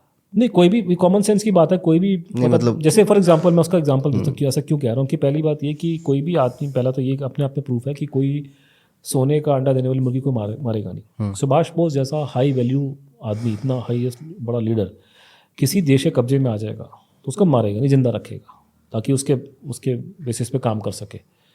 मैं ब्लैकमेल की थ्योरी को मान सकता हूँ, लेकिन ये थ्योरी कि मार देगा नहीं। दूसरा ये जो अपने आप में बात बोलना कि पंडित जी के कहने पे स्टालिन ने उनको मार दिया, ये बकवास है।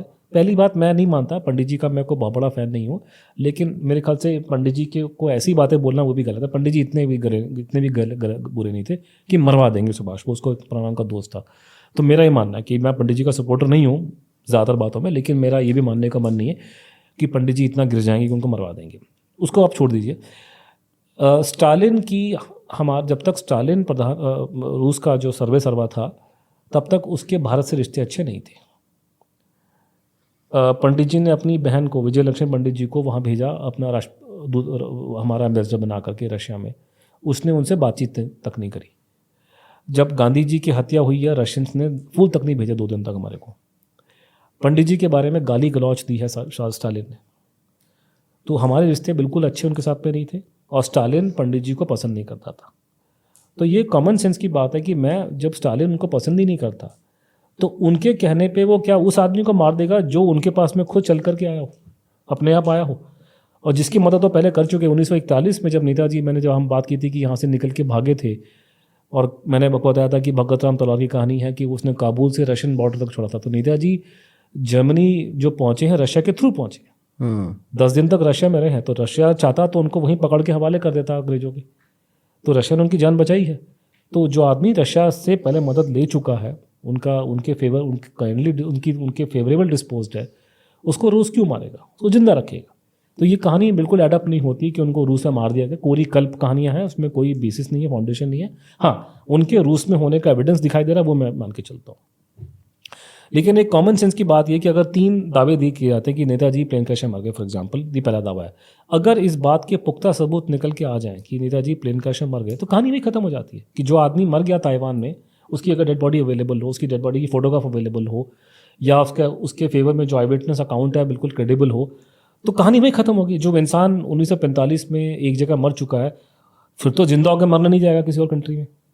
करेक्ट। फिर अगर आपने ये साबित कर दिया कि नेताजी 1955 में रूस में थे, मान लीजिए ये साबित हो जाता है क्लियर कट, तो ऑटोमेटिक, या उनको मार दिया वहाँ पे, तो जो आदमी 1900 रूस में मर चुका है 1949 में या 1952 में, तो ना तो वो ताइवान में मर सकता है और ना वो भारत में आ सकता है। लेकिन आपको यार्डस्टिक देनी पड़ेगी गुमनामी बाबा के बारे में कि अगर लोगों ने 1975 में 1980 में सुभाष बोस को उत्तर प्रदेश में देखा है और इस बात के अगर सबूत निकल के आ रहे हैं, तो फिर तो अगर जो आदमी अगर 1975 में मेरे सामने खड़ा हुआ है, तो वो तो आदमी नहीं मर सकता ना 1945 में प्लेन क्रैश में रशिया में। अगर वो जिंदा थे और भारत में थे, तो वो रूस में नहीं मरे। क्या है ये गुमनामी बाबा की थ्योरी? गुमनामी बाबा की थ्योरी जो है, मतलब अगर मैं आपको अगर सिंपल भाषा में बताऊं कि एविडेंस पे चलेंगे हम लोग, क्योंकि सुनने में बड़ी अटपटी लगती है। जब मैं तो दिल्ली का पैदा हुआ, आपको मेरी भाषा से मालूम चल जाएगा, हिंदी उर्दू मिक्स करके जब बोल रहा हूँ, अंग्रेजी मिला करके। हमारा जब पहली बार जब ये मैंने खबर सुनी है, मैं हिंदुस्तान टाइम्स में नौकरी करता था, और वहाँ पे हमारे सीनियर्स ने बोला कि इस पर इंक्वायरी करेंगे सुभाष बोस की डेथ के ऊपर, और मैं उसमें घुसा और मेरा कोई ऐसा ज़्यादा, मतलब मैं उसमें निकल नहीं पाया कभी, मतलब मैं एक्सीडेंटली इसमें घुसा। आप ये मान सकते हैं कि ये मेरा प्लान नहीं था, किसी और ने प्लानिंग करी, मेरे को डाल दिया। मैं रिसर्च कर रहा था, करते एक के बाद ये चीज़ें खुलनी शुरू हो गई। तो मैं शुरुआत में, जब मुझे किसी ने पहली बार, मुझे याद है कि मैं बैठा था अपने ऑफिस में हिंदुस्तान टाइम्स में, हम लोग अपने वहाँ पे, किसी ने मुझे बोला कि, मैंने पूछा ये कौन लोग हैं। कुछ लोग, आजकल तो समय बदल गया, आप लोग सब कपड़े सेम पहनते हैं, गाँव हो शहर हो, सब लोग कपड़े सेम पहनते हैं। लेकिन आज से 20 साल पहले हालत ये थी कि कोई आदमी अगर दिल्ली के बाहर का हो, उसके कपड़े अलग होते थे। तो मुझे देख के लगा कि ये कोई बंदा बाहर का आदमी बैठा कर, दिल्ली का नहीं है, इतना सूटेड नहीं था। तो मैंने कहा ये कौन हो क्या वो, तो मुझे उन्होंने बोला नहीं ये कोई हैं, यूपी से आए हैं, ये कहते हैं कोई नेताजी वहाँ कोई बाबा बन के बैठे थे। तो मैंने उनको हिंदी में गाली दे के, मतलब मैंने बोला कि यार ये क्या पागलपंती की बात है, सुभाष चंद्र बोस कहाँ से आ गया, गुमनामी बाबा कहाँ आ जाएगा, कोई भी पैसा बाद में, ये तो पागलपंती की बात है। तो मैं तो गाली दे के, जो आपको समझ दे सकता नहीं, मैंने गाली दे करके उसको रिजेक्ट किया केस को। मैंने कहा क्या पागलपंती की बात है। तो मेरा बिल्कुल क्लोज माइंड था, सवाल ही पैदा नहीं होता कि मैं उस पर यकीन करूँ। यकीन तो क्या, बात करने को राजी नहीं था। लेकिन बाद में कुछ ऐसी घटनाएं घटी जिनसे ये चेंज होना शुरू हो गया, वो मैं आपको बताऊंगा। लेकिन पहले कि अब मैं क्यों मानता हूँ, मैंने बोला कि एविडेंस पे, और ये मैं आपके थ्रू, आपके जितने जो आपको देख रहे हैं लाखों करोड़ लोग, कि आपसे वो ये समझे कि आप एविडेंस पे चलें।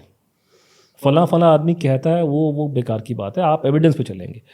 तो एविडेंस ये है कि 3 कारण हैं जिसकी वजह से गुमनामी बाबा की थ्योरी नंबर 1 पे चल रही है। पहला कारण ये है कि क्रेडिबल आई विटनेस अकाउंट है, कि कुछ ऐसे लोग जिन्होंने सुभाष बोस को देखा था और या उनको जानते थे, वो गुमनामी बाबा के कांटेक्ट में थे। कुछ लोग ऐसे भी हैं जिन्होंने सुभाष बोस को नहीं देखा, लेकिन वो झूठ नहीं बोल रहे ना, उनको झूठ बोलने का मोटिव चाहिए। एक आदमी, दुर्गा प्रसाद पांडे जी बैठे हैं आपके ये बस्ती के अंदर, या आपके बनर्जी परिवार बैठा है आपका फैज़ाबाद के अंदर, डॉक्टर मिश्रा बैठे हैं, डॉक्टर तोमर बैठे हैं, उनका झूठ बोलने का मोटिव क्या है? मैं इन लोगों को 20-20 साल से जानता हूँ, लगातार 20 साल तक कोई क्यों झूठ बोलेगा, मोटिव क्या? तो कुछ ऐसे लोग जिन्होंने सुभाष बोस को नहीं देखा था लेकिन इनके कनेक्शन में थे, और कुछ ऐसे लोग कलकत्ता बंगाल में जो नेताजी को जानते थे, उनके लिए उनके साथ इन्वॉल्व थे। जैसे INA के सीक्रेट जो सर्विस थी उसके पवित्र मोहन रॉय, जो सुभाष बोस के लिए जान न्यौछावर करने को हाजिर थे, वो पहचाने, उन्होंने पहचाना। तो क्रेडिबल आई विटनेस अकाउंट ये दिखा रहा है कि ये आदमी सुभाष बोस थे। तो क्रेडिबल आई विटनेस अकाउंट का मतलब, एविडेंस का मतलब ये होता है कि कोर्ट कचहरी में अगर क्रेडिबल आई विटनेस एविडेंस आ जाए कि मैंने इस आदमी को गोली चलाते देखा और उसको गोली पड़ी और वो मर गया, फांसी हो जाती है। और फांसी से बड़ी सज़ा कोई कोर्ट दुनिया में दे सकता नहीं है। तो क्रेडिबल आई विटनेस एविडेंस की ये वैल्यू है कोर्ट ऑफ लॉ के हिसाब से। इनफैक्ट मैंने कुछ जगह देखा था कि हमारे सुप्रीम कोर्ट की रूलिंग है भारत में कि अगर क्रेडिबल आई विटनेस एविडेंस की अगर कंट्रडिक्शन हो जाए मेडिकल एविडेंस के साथ में, लाइक डीएनए, लेकिन अगर एविडेंस आई विटनेस क्रेडिबल है तो ये उसको माना जाएगा। अगर मैं कह रहा हूँ कि मैंने अपने चाचा जी को यहाँ खड़े देखा था, तो आप मुझे रिपोर्ट ला दोगे डीएनए की नहीं थे तो वो भी नहीं, भाई मैं अपने चाचा को पहचानता हूँ। तो क्रेडिबल अगर वो, हाँ, अगर मेरे एविडेंस में प्रॉब्लम है तो बात अलग है। लेकिन अगर आप ये मानते हैं कि मेरा एविडेंस क्रेडिबल है तो you have to believe me, then you have to ignore the DNA report also. That is how it goes. दूसरी चीज़ कि गुमनामी बाबा के पास में जो पत्राचार मिला है, जो उनकी करस्पॉन्डेंस, चिट्ठी पत्री सामान मिला उनके वहाँ से, वो आई विटनेस अकाउंट को सपोर्ट कर रहा है। तो you have the I witness evidence, you have the I witness evidence, you have the documentary evidence.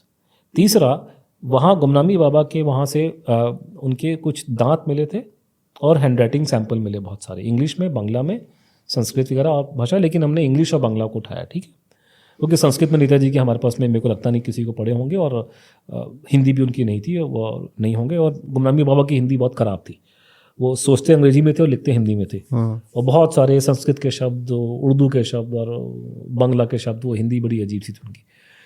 और तो एनी हाउ, बट इंग्लिश और बांग्ला में तो उनकी जो रिपोर्टें आई थी सरकारी लैब से वो नेगेटिव आई थी, लेकिन हमने साबित कर दिया उसके बाद से, हमने सरकारी रिपोर्टों से लाख गुना अच्छी रिपोर्ट मंगा ली प्राइवेट एक्सपर्ट से, इंक्लूडिंग वन अमेरिकन एक्सपर्ट। ये रिपोर्ट ये है कि हैंडराइटिंग सुभाष चंद्र बोस की है कि नहीं? हाँ, ओके। हमारी प्राइवेट रिपोर्ट, जो गवर्नमेंट की रिपोर्ट है, वो कह रही है कि वो नेताजी नहीं है, लेकिन private experts, including one expert living in America, जिसका कोई झूठ बोलने का मोटिव नहीं है, कर्ट बैगेट साहब है टेक्सास में, तो वो कह रहे हैं कि वो सुभाष बोस है। दूसरा एक हमने, अब ये मैं इस मुद्दे पर फिर दोहरा आऊँगा अगर आप बोलेंगे, कि डीएनए में घपलेबाजी हुई है, सरकार ने झूठी रिपोर्टें दी है डीएनए की, हमने वो साबित करा हुआ।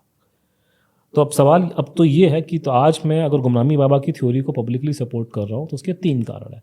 हमारे पास में आई विटनेस एविडेंस है, मतलब, और जो प्रत्यक्षदर्शी का जो एविडेंस है, हमारे पास में डॉक्यूमेंट्री एविडेंस है, चिट्ठी पत्र है, और हमारे पास में फॉरेंसिक एविडेंस है। तो ये 3 थ्योरियाँ मेरे पास अगर हैं तो फिर मैं हवा में तो बात नहीं कर सकता ना, कुछ ना कुछ तो है उस केस में। तो ये गुमनामी बाबा बनना ही क्यों चाहा सुभाष चंद्र बोस ने? हाँ, परिस्थितियाँ और समय और काल, परिस्थिति बड़ी अजीबो गरीब है ना। मैंने वो कहा ना कि हमें आज के ज़माने में लेके जाना, सेकेंड वर्ल्ड वॉर में 2 अलग अलग दुनिया, 2 फाड़े बटी थी, एक एक्सिस फोर्सेस और allied forces, allied block. Allied में हम भी थे क्योंकि हम अंग्रेजों के साथ में थे, और अलाइड में आपके इंग्लैंड, अमेरिका, ऑस्ट्रेलिया, बेसिकली अंग्रेज और अंग्रेज के भाई बंधु, और ऊपर से अंग्रेजों के पिट्ठू, जिसमें से हम नंबर 1 थे ये। और एक्सिस में आते थे आपके क्या नाम है अपने, Japan, Germany, Italy, Germany and all that thing है।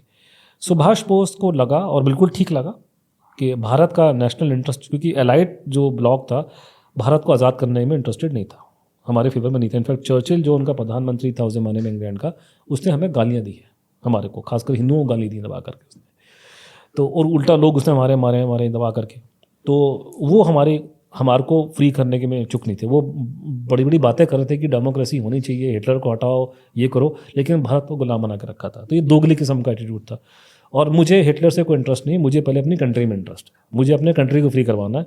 अब वो फ्री करवाने में मुझे जहाँ से मदद मिलेगी मैं लूँगा, ये सुभाष बोस का एटीट्यूड था। ये हमारा अभी भी एटीट्यूड हमारा इंडिया का। जैसे फॉर एग्जाम्पल आज के दिन में भारत में अगर आप लोगों से पूछेंगे, हम सदाम हुसैन को बुरा नहीं मानते। क्यों? क्योंकि पूरे मिडिल ईस्टर्न कंट्री में जब हमने एटम बम फाड़ा है अटल जी के टाइम पे, सदाम ने हमें सपोर्ट किया, कश्मीर पे हमें सपोर्ट करता था।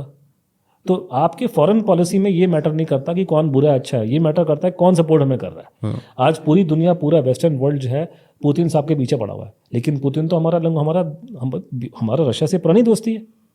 तो दूसरों देशों से जब आप मदद लेते हो तो आपके नेशनल इंटरेस्ट जो है मेन रीज़न होता है, उसमें दूसरा रीज़न नहीं आता कोई। तो नेताजी की फिलॉसफी वो थी। लेकिन जो गांधी जी और गांधी जी के सपोर्टर हैं वो दुनिया में शांति लाना चाहते हैं, पहले उनका ये फंडामेंटल प्रिंसिपल है। उनको देश बाद में है, पहले दुनिया में शांति आए, तो अपने पेट में खाने में रोटी हो ना हो, लेकिन शांति हम दुनिया में लेकर आएंगे, ये फिलॉसफी गांधी भक्तों की है। तो सुभाष बोस ने वहाँ गए, हिटलर वगैरह के पास गए, मदद ली। He was part of the Axis bloc, और एक्सिस ब्लॉक ने लड़ाई हार गया। और एक्सिस ब्लॉक जब लड़ाई हारा है तो जो एक्सिस ब्लॉक के बड़े बड़े लीडर थे वो सारे या तो सुसाइड कर गए, उन्हें आत्महत्या कर ली, हिटलर ने सुसाइड कर ली, मुसोलिनी को मार दिया गया, और जो नहीं मारे गए वो उसमें से कईयों को उन्होंने वॉर क्रिमिनल बनाकर डिक्लेयर करके फांसी पे लटका दिया, और कुछ लोग गायब हो गए, भाग गए, अफसर वगैरह उनके, खासकर जर्मन्स और इटालियन गायब हो गए बहुत सारे। तो सुभाष बोस एक एक्सिस ब्लॉक का हिस्सा थे। 1945 के बाद जो दुनिया बनी है, उस दुनिया में एक्सिस ब्लॉक के लिए कोई स्पेस नहीं था। नेताजी अगर 1945 के बाद भारत में आते तो क्या करते? नेताजी सुभाष चंद्र बोस जब भी भारत में आएंगे तो वो कोई इलेक्शन तो लड़ेगा नहीं एमपी के, वो तो भारत के लीडर बनेंगे। लेकिन दुनिया में जो भी आदमी एक्सिस ब्लॉक के साथ जुड़ा था, उसको यूरोप की पावर्स, अमेरिका जो है, उसको जीने नहीं देगी। तो पॉसिबल ही नहीं था वो कंट्री को लीड कर सके। जैसे गुमनामी बाबा के बारे में, ये तो बहुत बात की बात है, लेकिन जब उनको जब मोरारजी भाई की गवर्नमेंट बनी है, पहली बार नॉन कांग्रेस गवर्नमेंट बनी है 1977 में भारत के अंदर, तब उनसे सवाल पूछा गया था, भी क्यों नहीं आप बाहर निकल के आते और ये आपको प्रधानमंत्री बोलते हैं कि अपना स्थान ग्रहण करें। तो उनका आंसर था कि अगर मैं बाहर निकलूंगा तो बहुत से निर्दोष लोग मारे जाएंगे। तो एक प्रॉब्लम और भी थी कि सुभाष बोस के सपोर्ट में सब लोग नहीं थे ना। अगर नेताजी के सपोर्टर थे तो गांधी जी के सपोर्टर भी थे, और गांधी जी के सपोर्टर कितना अहिंसावादी हैं ये हमने देखा था 84 के अंदर। जब इंदिरा गांधी जी की हत्या हुई थी तो उन्होंने गलों में टायर डाल के लोगों को फूका था और करके, तो वो तो फिर आपके तो ये तो तलवार निकल जाएंगी। फिर आपके बंगाल में कौन राज कर रहा था? जो नेताजी को तो जो कुत्ता बोलते थे, कम्युनिस्ट। तो प्रॉब्लम ये है कि सब लोग सुभाष बोस के सपोर्टर नहीं है, विदेशी ताकतें उनके खिलाफ लगी हुई हैं। तो ये आदमी जब सेकेंड वर्ल्ड वॉर ख़त्म होती है और लड़ाई के बाद ये वहाँ पे वो पूरा का पूरा सिस्टम, जो इको सिस्टम ख़त्म हो गया, उसके लिए सिवाय छिपने के अलावा कोई रास्ता नहीं था उसके पास में। और उनके इरादा ये भी था कि मैं देश की लड़ाई को लड़ता रहूँ आगे। तो फिर उन्होंने अपने ऑप्शन, नेताजी ने जो रिपोर्टें, उस ज़माने की रिपोर्ट्स आ रही हैं इंटेलिजेंस की, या उस ज़माने के लोगों ने जो बाद में याद करके बोला है कि सुभाष बोस ने कोशिश की, उसने शॉर्टलिस्ट किया कि मैं कहाँ जा सकता हूँ। तो जैसे उन्होंने सोचा था कि हो ची मिन के साथ मैं कुछ काम कर सकता हूँ, माओ त्से के साथ कुछ काम कर सकता हूँ, मतलब कुछ कंडीशन कर सकता हूँ कि कुछ हम गुरिल्ला वॉरफेयर करें। एक सबसे बढ़िया जो इम्पोर्टेंट चीज़ जो नज़र आई और जो बाद में हुई कि रशिया के पास हम शेल्टर लिया जाए और रशिया की मदद से हम फ्रीडम स्ट्रगल को आगे चढ़ाएं। तो फिर वो रशिया के पास चले गए और वो वहाँ रूस में उनको संरक्षण मिला। कुछ समय बाद वो वहाँ से उनके वहाँ पे कहानी जाके थोड़ी सी ट्रिकी हो जाती है। इस दौरान भारत में ट्रांसफर ऑफ पावर हो जाता है और गुमनामी बाबा, भगवान जी सुभाष बोस का नाम, उनको गुमनामी बाबा कहते हैं। उनका ये बोलना था कि जिस तरीके से भारत में ट्रांसफर ऑफ पावर हुआ है 15 अगस्त 1947 को, उसमें भारत के जो नेशनल इंटरेस्ट हैं दूर के, मतलब आगे आने वाले 20, जैसे हम आप जो हैं, हम अपने जीवन की चिंता करते हैं कि आज से 20-30 साल बाद क्या होगा, लेकिन जो आदमी देश के बारे में सोचेगा, वो सोचेगा कि भारत देश को क्या होगा अगले 40 साल 50 साल में। तो गुमनामी बाबा या भगवान जी सुभाष बोस, जिसको बोलिए, उसको जब रशिया में थे 1947 में 45 में, उनका यह मानना था कि जो ट्रांसफर ऑफ पावर जो हुआ है वो हमारे देश के नेताओं ने गद्दारी करी है, उनका ये मानना था, और अंग्रेज़ों की शर्तों पे और उनके इंटरेस्ट के हिसाब से ये हुआ है। और अगर मैं अभी कुछ नहीं करता हूँ तो आने वाले समय में भारत की हालत बहुत ख़राब होगी, और ये जो कोल्ड वार हो रही है अमेरिकन्स के बीच में और रशिया के बीच में, ये भारत की ज़मीन पे लड़ी जाएगी। तब उन्होंने वहाँ पे उनका ये था कि उन्होंने 2-3 जो काम हुए उसमें से एक वाला ये था कि जो उन्होंने अमेरिकन्स को रिस्पॉन्सिबल माना था अपनी लड़ाई की हार के लिए, आज़ाद हिंद फौज की लड़ाई को। तो उन्होंने रशिया के साथ में जो उनके कोवर्ट ऑपरेशंस होते हैं, जो कोवर्ट ऑपरेशन किए जाते हैं कि जो रशियन इंटेलिजेंस जो काम करेगी, एक तो वो उसमें जुड़ गए साथ में। किसी भी तरीके से ये अमेरिकन वगैरह को और इनको यहाँ से हटाना है पूरे इलाके से, मतलब पूरा इलाका, मतलब वो ये मानते थे कि पूरा का पूरा आपका ये अफ़गानिस्तान, ईरान से लेकर के पूरा साउथ ईस्ट एशिया, ये भारत का ही प्रभाव का क्षेत्र है, यहाँ पे ये नज़र नहीं आने चाहिए। उसमें ये जब काम कर रहे थे तो फिर वो बीच में भारत में आ गए 1950 के शुरुआत के दशक में। लेकिन परिस्थितियाँ ये थी कि वो आदमी बाहर कैसे निकलता। एक तो सेकेंड वर्ल्ड वॉर का वॉर क्राइम का चार्ज लगा हुआ है, अमेरिकन्स उनको और अंग्रेज उनको प्रधानमंत्री बन के चलने देंगे नहीं। तो वो बार बार कहते हैं कि अगर मेरा निकलना देश हित में नहीं है, अगर मैं निकलता हूँ तो हमारे देश के लोग बहुत गरीब हैं, वो मेरी वजह से तकलीफ में पड़ेंगे, दूसरी विदेशी ताकतें सैंक्शन लगा देंगी हमारी कंट्री के ऊपर, तो मैं बाहर निकलूँगा तो लोग तकलीफ में आएंगे, तो मुझे यहीं रहने दो, मैं देश के लिए काम कर रहा हूँ। तो एक तो ये ट्रेंड उनका चला कि ये, और वो कोशिश भी करते हैं लेकिन निकल नहीं पाए। और उसी तरीके से उनके जीवन में जो मेरे को समझ में आया कि 1950 के आसपास में एक बहुत बड़ा चेंज आया जब उन्होंने संन्यास ले लिया। तो एक तो ऑलरेडी आपको मैंने पहले बताया कि वो अध्यात्म में बहुत जुड़े हुए थे, लेकिन 50 के बाद शायद वो अध्यात्म का उन्होंने लेवल क्रॉस कर लिया, बहुत ज़्यादा अध्यात्म में चले गए। फिर वो भारत में आते हैं।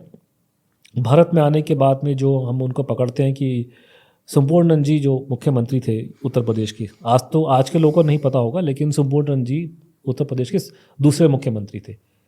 पहले तो गोविंद वल्लभ पंत थे, वो पंडित जी के खासम खास थे, और ये थे दूसरे संपूर्णनंद जी। संपूर्णनंद जी की सुभाष चंद्र बोस से बहुत पुरानी दोस्ती थी, और संपूर्णनंद जी को तांत्रिक विद्या साधना में और तंत्र मंत्र में बहुत ज़्यादा उनको इंटरेस्ट था करके। तो ये जो हमें गुमनामी बाबा के जीवन के शुरुआत के जो भारत में जो 50 के दशक में जब वो यहाँ पे थे, जो उनके बारे में मिलता है इन्फॉर्मेशन, लिटरेचर मिलता है, या जो उनकी सुनी सुनाई बातें हमें सुनने को मिलती हैं, तो संपूर्णनंद जी उनके साथ में थे, और ये दोनों बैठ के तंत्र मंत्र बहुत कुछ क्या करते थे। तो गुमनामी बाबा ने एक और मतलब जो भगवान जी थे उनका एक जीवन देखने का नज़रिया ये भी था, वो ये बोलते थे कि मैं मात्र साधना में लगाऊं, और मैं वो आदमी नहीं हूँ जो आप मुझे पहले से जानते थे। मेरे में बहुत चेंज आ गया। मैंने जो 47 में जो घटनाएं घटी हैं, और ख़ासकर जिस तरीके से भारत का पार्टीशन हुआ, जिस तरीके से माँ बहनों के साथ यहाँ अत्याचार हुए हैं, जैसे ईस्ट पाकिस्तान में हिंदू औरतों को मारा गया, या वो देखने के बाद उनका पूरा दिल उनका बदल गया। वो बहुत नाराज़ थे इस बात को लेकर के। तो उनको भी लगा कि हमको ऐसे हम जगह फंस गए हैं कि ये निकालने के लिए मतलब अध्यात्म के अलावा कोई रास्ता नहीं है।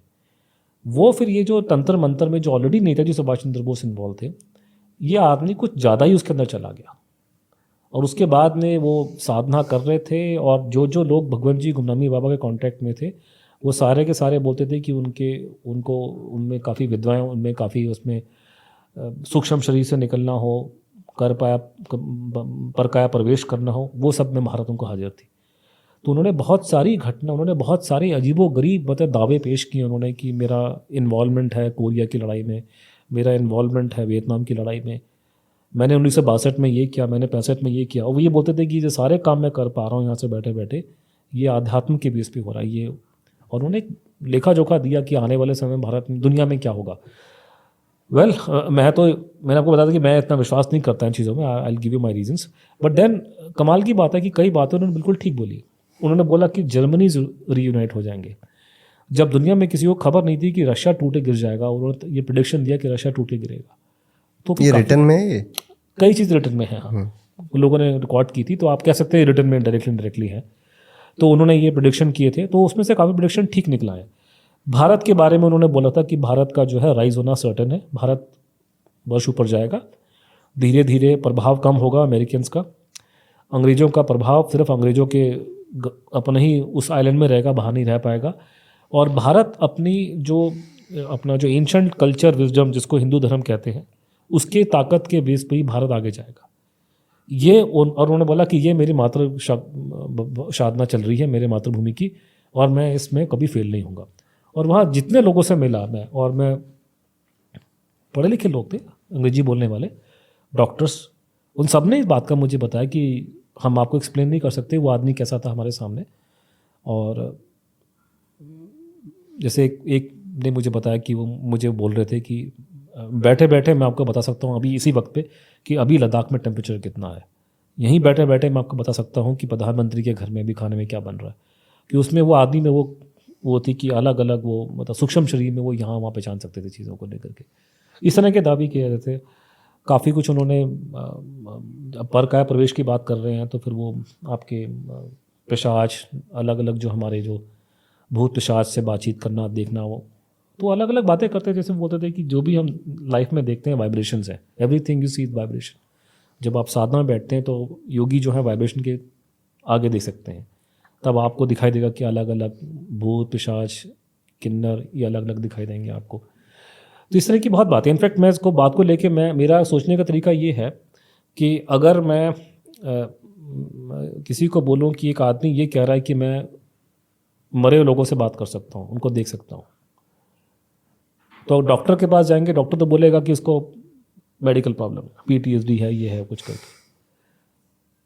लेकिन प्रॉब्लम जो जिस बात को लेके मुझे ठेस है कि मैं तो एक साइंटिफिक स्टैंड लिया अपनी किताब में, क्योंकि मैंने अपनी किताब में ये मेंशन किया चंद्रचूड़ मैंने कि हमें नहीं था उन पे जो भी उन्होंने इतना ख़राब जीवन झेला, उन्होंने इतनी तकलीफ झेली, हमें उनमें PTSD के उनमें हमें सिम्टम दिखाई दे रहे हैं, और ये PTSD एक बहुत बड़ा कारण था कि वो बाहर निकल नहीं सके। लेकिन अगर इसी बात को मैं घुमा दूँ, वो भी मैंने किताब में लिखा, वो ये है कि मैं तो एक स्टैंड ले रहा हूँ साइंटिफिक कि मैं भूत को नहीं मानता। अगर कोई आदमी कहता है कि मैं मरे हुए लोगों से बातचीत कर सकता हूँ, मैं भूत को देख सकता हूँ और ये है फलाना ढमकाना, मैं सूक्ष्म शरीर में जा सकता हूँ, तो डॉक्टर उसको पागल बताएंगे। लेकिन भारत के अंदर एक बहुत बड़ा दोगलापन है हम देश के लोगों का। अगर मैं आपको बोलूं कि गुमनामी बाबा कहते थे, भगवंत जी बोलते थे, सुभाष चंद्र बोस ये बोलते थे कि अब्राहम लिंकन का भूत व्हाइट हाउस में आता है, तब तो आप मुझे बोलोगे पागल है, क्योंकि भूत तो होता नहीं है साइंस में। लेकिन अगर मैं आपको बताऊं कि रोनाल्ड रेगन जो अमेरिकन राष्ट्रपति था उसने उस भूत का जिक्र किया है, अगर मैं आपको बोलूं कि विंस्टन चर्चिल ने उस भूत का जिक्र किया है, तो आपकी आंखें खुल जाएंगी कि साहब वो तो साहब लोग बोल रहे हैं, गोरी चमड़ी वाले। जब प्रतिभा देवी सिंह पाटिल हमारे देश की राष्ट्रपति जो बनी है, उन्होंने खुल्लम खुल्ला स्टेटमेंट दिया, गूगल सर्च कर लीजिए, प्रधान राष्ट्रपति बनने से पहले, कि राजस्थान में कोई महात्मा थे, वो चले गए हैं 10 साल पहले, अभी भी आते हैं, उन्होंने मुझे बताया कि मैं मेरे जीवन में बड़ा काम आने वाला है। तब आपका व्यू चेंज हो जाएगा आपका। तो ये जो दोगलापन है कि सदगुरु आज कुछ बात को अंग्रेजी में अमेरिका बोल रहे हैं, उसको आप मानना शुरू कर देते हैं। लेकिन आपको उसी तरह की बात मैं आपको दिखाऊँ 30-40 साल पहले गुमनामी बाबा कर रहे थे, क्योंकि गुमनामी बाबा का ब्रांड नेम इतना बड़ा नहीं है, तो आप उसको उसका मजाक उड़ाएंगे। तो या तो भूत होता है या भूत नहीं होता। लेकिन अगर मैं रोनाल्ड रेगन साहब का नाम लूँ तो आप डर के मारे आपकी हवा निकल जाएगी, साहब वो तो अमेरिका का राष्ट्रपति है, मेरी तो औकात क्या है। तब आप भूत को मानना शुरू कर दो। मैं आपको 4 अंग्रेजी फिल्में दिखाऊंगा, आप खुश हो जाएंगे देख करके, भैया बड़ी अच्छी फिल्म है, इंग्लिश फिल्म में भूत दिखा रहे हैं। लेकिन जब मैं आपको किसी साधु महात्मा की बात बोलूँगा, आप उसका मजाक उड़ाएंगे। तो ये दोगलापन जो है ना, उसमें बड़ा बड़ा मुश्किल हो जाता है। लेकिन ये कि मेरा मानना है पूरा कि ये गुमनामी बाबा का जो पूरा प्रकरण है, पूरा आध्यात्मिक इशू है, और उसमें उनके कनेक्शन में काफ़ी आध्यात्मिक लोग थे। जैसे कि एक आनंदमयी माँ का नाम होगा, आपको नहीं पता होगा, आप तो लोग जानते हैं, दिल्ली में उनके नाम पे रोड है। अगर लोग यूट्यूब में एंट्री मारेंगे तो इंदिरा गांधी उनसे मिलने जा रही है और ज़मीन में बैठ रही सामने उनकी, जब इंदिरा गांधी अपनी ताकत के पीक पे थी। आनंदमयी माँ एक बंगाली साधु मतलब साध्वी थी और बड़ी जानी मानी थी। उनके पास में बहुत से फॉरेनर्स आया करते थे, तो यहीं कंखल में उनका आश्रम था। सुभाष बोस को भी जानती थी वो। उनका कॉन्टैक्ट गुमनामी बाबा के साथ में था। एक और व्यक्ति हैं, मैं आपको एग्जांपल देता हूँ, ये मैं आपका समय ले रहा हूँ, लेकिन एक छोटा सा आपको एग्जांपल देता हूँ कि एक आप अगर आजकल तो आप क्रॉस चेक कर सकते हैं, आप गूगल में सर्च कीजिए, जनरल सुजान सिंह उबान नाम के एक कैरेक्टर है, सरदार जी थे, जनरल थे आर्मी में, इंडियन आर्मी में मेजर जनरल थे। सुजान सिंह उबान एक establishment 22 if I am not wrong, एक इंडियन आर्मी का एक सीक्रेट बॉडी है, यूनिट है, जिसमें तिब्बतन सोल्जर्स भी हैं। वो रिसेंटली हमने तिब्बत जो चाइनीज़ को मारा है, दोकलम को, हमने उसी को लगाया था, उसके तब इसका नाम बहुत कुछ आया था। उसके पहले कमांडर जो थे ये थे, ये जनरल उबान। जनरल उबान का जो नाम सबसे ज़्यादा लिया जाता है कि जब हमारी बांग्लादेश से लड़ाई हुई है जब हमारी पाकिस्तान से लड़ाई है बांग्लादेश को लेकर के 70 में, इंडियन आर्मी की रेगुलर एंट्री से पहले उबान साहब वहाँ अंदर गए थे। इसमें कोई डिस्प्यूट नहीं करता, आपको गूगल में मिल जाएगा, फोटो मिल जाएंगी, आप सर्च करेंगे तो आपको रमेशनाथ काओ साहब की फ़ोटो नहीं है, बहुत कम फोटो साहब है, तो एक फ़ोटो में आप उबान साहब बैठे हैं जंगल में, साथ में काओ बैठे हुए हैं, और उसी में आपको अलग अलग लोग उस ज़माने के IB के चीफ वगैरह वो उबान साहब के साथ बैठे हैं, और उबान साहब ने वो पहले लड़ाई स्टार्ट पहले कर दी थी करके। अब मैं आपको लेके जा रहा हूँ 90 के दशक में। सुजान सिंह उबान ने किताब लिखी और उसमें उन्होंने अपने धार्मिक बातें लिखी, और वहाँ उन्होंने अपने गुरु का जिक्र किया। सीताराम मंकाना ठाकुर महाराज बंगाली थे, ठीक है, 84 में उनकी डेथ हुई है। उन्होंने बोला कि जो भी घटना है बांग्लादेश में, जो मैंने काम किया मैंने खुद नहीं किया। लड़ाई होने से कई महीने पहले मुझे ठाकुर ने मुझे बुलाया, किसी मंदिर में ले गए, काली माँ की मूर्ति सामने खड़ा किया, बोला कि अब इसको आशीर्वाद दो, ये काम ये खुद लिखा है अपने हाथ से आदमी, जनरल उबान खुद लिख रहे हैं, मैं नहीं बता रहा। और उबान ने बोला कि जो जो हमने ईस्ट पाकिस्तान बांग्लादेश में किया उसकी पहले से मुझे एडवांस नॉलेज मुझे थी, और ये उसका कमांडर मैं नहीं हूँ, कमांडर उसका ये था। ये जो आदमी सीताराम मंकाना ठाकुर महाराज है, जो मेरी अंडरस्टैंडिंग है, वो डायरेक्शन ले रहा था गुमनामी बाबा से, क्योंकि गुमनामी बाबा ने ये डिक्लेयर किया कि पूरे बांग्लादेश की लड़ाई का मास्टरमाइंड मैं हूँ। और उसमें बहुत कंपेलिंग बातें हैं, मतलब हमने उसको पूरा डिटेल में अपने कैलेंडर में समझाया कि 1962 में 65 में, क्योंकि लोग कहते हैं ना कि सुभाष बोस चुपचाप क्यों बैठे, आपको किसने बोला कि चुपचाप बैठे हुए? वो बाहर निकल के नहीं आ सके क्योंकि दुनिया का माहौल ऐसा था कि उनको एक्सेप्ट करता। उनको फंक्शन नहीं करने देती वर्ल्ड की पावर्स। अमेरिका उनको अलाउ नहीं करने देगा कि आप राष्ट्रपति बन जाओ इस देश के, और वो आदमी वॉर क्रिमिनल है। लेकिन पीछे से रहते रहते उन्होंने गजब के काम किए, जिसमें से कि आपको लड़ाइयों में उन्होंने बचाया। 62 में, 65 में और 71 के वो मास्टरमाइंड में से एक थे। तो वो काम करने का तरीका ये था कि आप अपने सीताराम कोंकाना ठाकुर महाराज के थ्रू उबान को और बाकी लोगों को संदेश दिया जाता था कि आपने क्या करना है। और किन किन से मिला करते थे, कोई फेमस पर्सनालिटी? फेमस पर्सनालिटी में तो हमने जो काउंट किया कि आपके संपूर्ण जी के बाद में 3-4 मुख्यमंत्री, चौधरी चरण सिंह जी को मालूम था, वो उनके पास में आया करते थे। बनारसी दास जी को मालूम था। और अपने फेमस पर्सनालिटी में मैं कंफर्म नहीं करता, लेकिन possibly Atal ji also went. I can not be sure, but अगर आप सर्च करेंगे तो अटल जी का एक बहुत बड़ा भाषण है। अटल जी ने खुल्लम खुल्ला नेताजी को अश्वत्थामा बोला है। तो अश्वत्थामा बोलने का मतलब क्या है? अश्वत्थामा ने महाभारत में ब्रह्मास्त्र चला दिया था, उनको श्राप मिला था कि आप कभी मरोगे नहीं, साधु छुप करके साधु वेश में रहोगे, जो भी मतलब। तो अटल जी ने खुल्लम खुल्ला बोला। और उसके अलावा अपना जेपी का मुझे पता नहीं, जेपी शायद नहीं मिले, लेकिन जेपी को बताया गया था कि वो जीवित है। और तो कई लोगों को इंदिरा गांधी का नाम सुनने में आया कि वो उनके पास में गई थी, प्रधानमंत्री हैं, तो उनके बारे में जिक्र आता है कि मतलब मेरी अंडरस्टैंडिंग है, मैं ये प्रूव नहीं करता, मेरी अंडरस्टैंडिंग है। हाँ, इनके बारे में कि संपूर्णानंद जी और चौधरी चरण सिंह के बारे में जिक्र, तो जब गुमनामी बाबा की डेथ हुई है तो लोकल मीडिया में खबर खुल करके आई थी उस ज़माने में।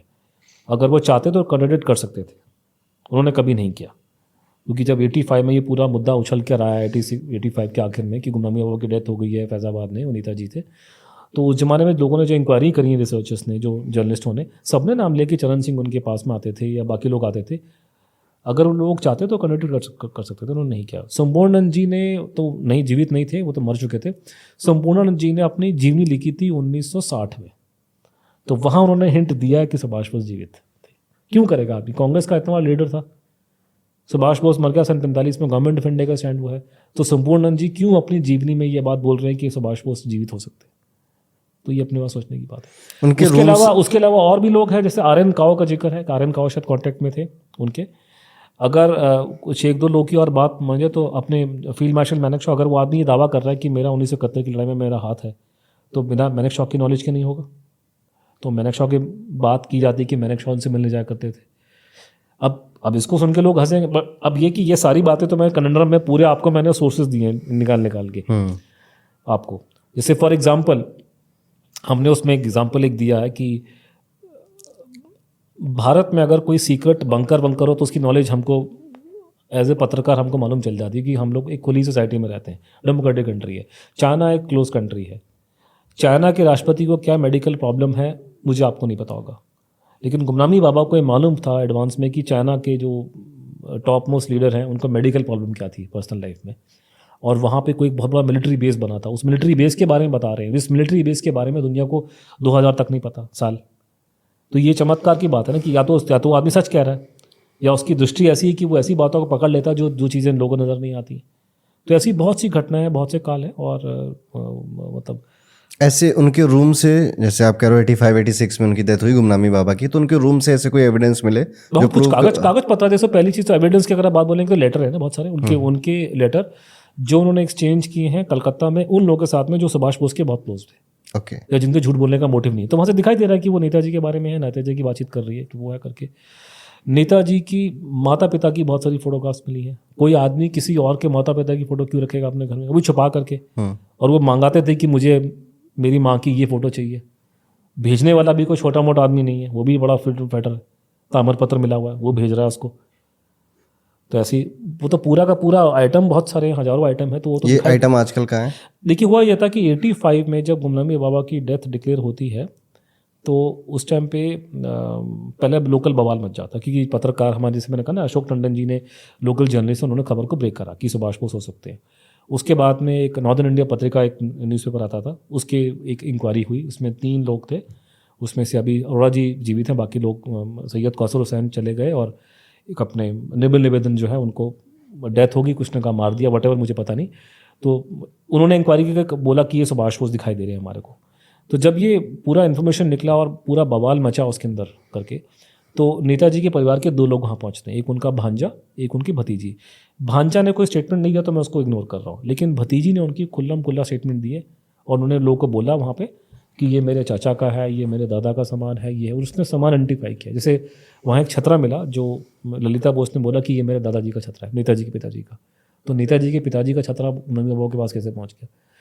फिर कुछ लेटर कागज मिले जो नेताजी के परिवार के लोगों के हाथ की हैंडराइटिंग वहाँ दिखाई दे रही थी करके। तो जब ये बवाल मचा तो ललिता बोस जो थी वो फिर वो गई मुख्यमंत्री के पास, वीर बहादुर सिंह जी के पास में।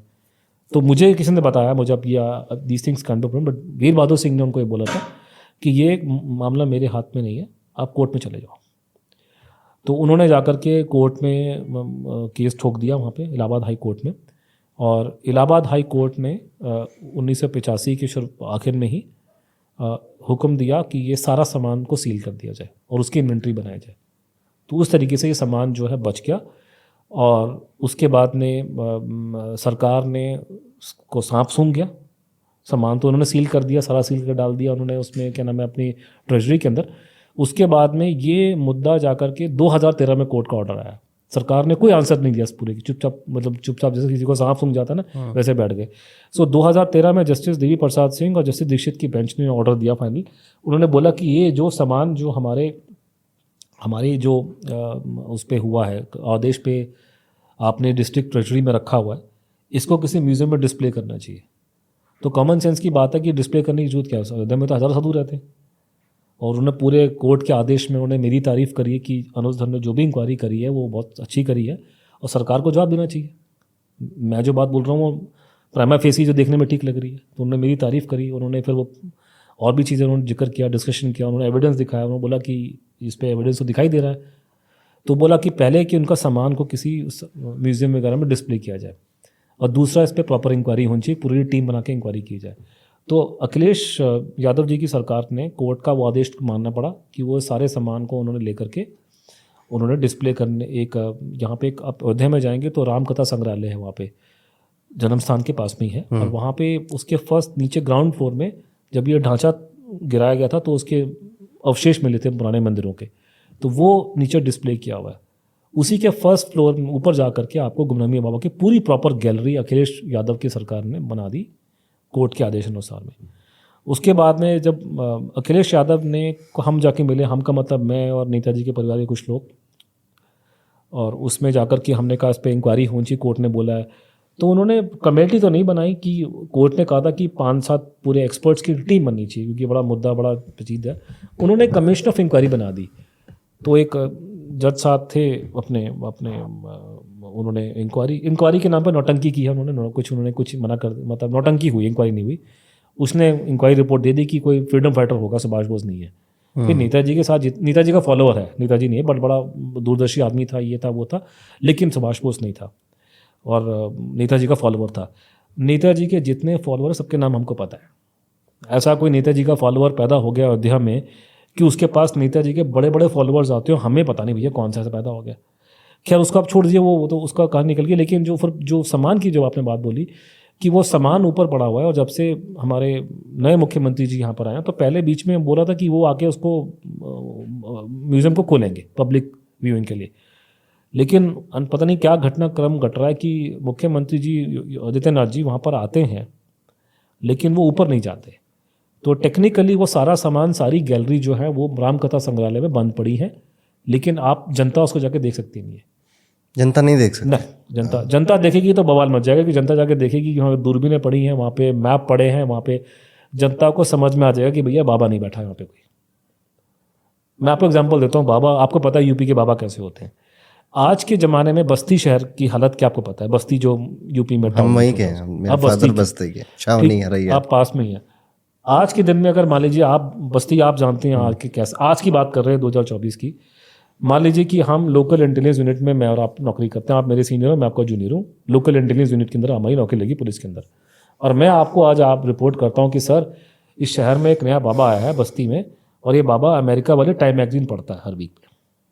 तो आप मुझे बोलोगे इसकी इंक्वायरी करवाए, कौन सा बाबा पैदा हो गया ये बस्ती के अंदर टाइम मैगजीन पढ़ने वाला। मैं बात कर रहा हूँ आपको 60 के दशक की। टाइम मैगजीन आ रही है, रीडर डाइजेस्ट आ रहा है, इंसाइक्लोपीडिया ब्रिटानिका के वॉल्यूम्स मिल रहे हैं, पीजी वुडहाउस की किताबें पढ़ी जा रही हैं, चार्ल्स डिकन्स की सारी किताबें वहाँ पढ़ी जा रही हैं। विल डुरंट का हिस्ट्री ऑफ सिविलाइजेशन का पूरे वॉल्यूम्स वहाँ से मिल रहे हैं, उसके मार्जिन पे कमेंट लिख रहा है। ये कौन सा बाबा पैदा हो गया भैया? यूपी के बाबा पढ़ते हैं विल डुरंट को, चार्ल्स डिकन्स पढ़ते हैं यूपी के बाबा। जो बाबा यूपी का पढ़ता है ना चार्ल्स डिकन्स, उसके पास में बीटल्स आ जाते हैं। उसके 50 आश्रम खुलेंगे अमेरिका में, यूरोप में। जिस जिस बाबा को अंग्रेजी बोलनी आती है उसके आश्रम कहाँ पर है? अमेरिका में है। इतना पढ़ा लिखा आदमी, इतनी अच्छी अंग्रेजी बोलने वाला, वो क्यों बैठा था यूपी में चुप करके? क्यों बाहर नहीं आया? तो वो साफ देख के मालूम चल जाएगा कि भैया ये तो बना फैडी कोई, ये कोई आदमी है, ये कोई ढूंढो कौन है ये ऑर्डरी बाबा नहीं है। तो वो उसमें तो ये इस तरह की है। तो वो सामान सारा का सारा इतना, मतलब उसकी फ़ोटोएं हैं नेट पे, अगर लोग सर्च करेंगे मिल जाएगा। हमने खुद उसकी फ़ोटो बना कर डाली है। मतलब एक जैसे गोल्ड वॉच है ओमेगा की, सोने की घड़ी है। अब मुझे नहीं पता ये वही घड़ी है जो नेताजी की मां ने उनको दी थी। नेताजी की मम्मी ने उनको घड़ी दी थी सोने की, gold watch, omega gold watch. लेकिन मम्मी पापा के पास भी गोल्ड वॉच मिला ओमेगा का। पर टाइपराइटर है, सामान है, लेटर्स हैं, बुक्स हैं। बुक्स ऐसी हैं जो बहुत पढ़ा लिखा, बहुत विद्वान बंदा पढ़ेगा। तो उस तरह की किताबें हैं बहुत सारी, बहुत चीज़ें हैं। मतलब वो बहुत एक्स्ट्रॉर्डनरी है। वो जो उस गैलरी में घुस गया और उस गैलरी को देख करके आ गया, उसका दिमाग घूम जाएगा, भैया ये बाबा तो नॉर्मल बाबा। फिर लोग सवाल पूछेंगे, जर्नलिस्ट सवाल पूछेंगे, फिर लोग बोलेंगे कि ये आप इसको पब्लिक में दिखाओ। तो उसी मेरे ख्याल से डर की वजह से सरकार ने उसको बंद रखा हुआ है।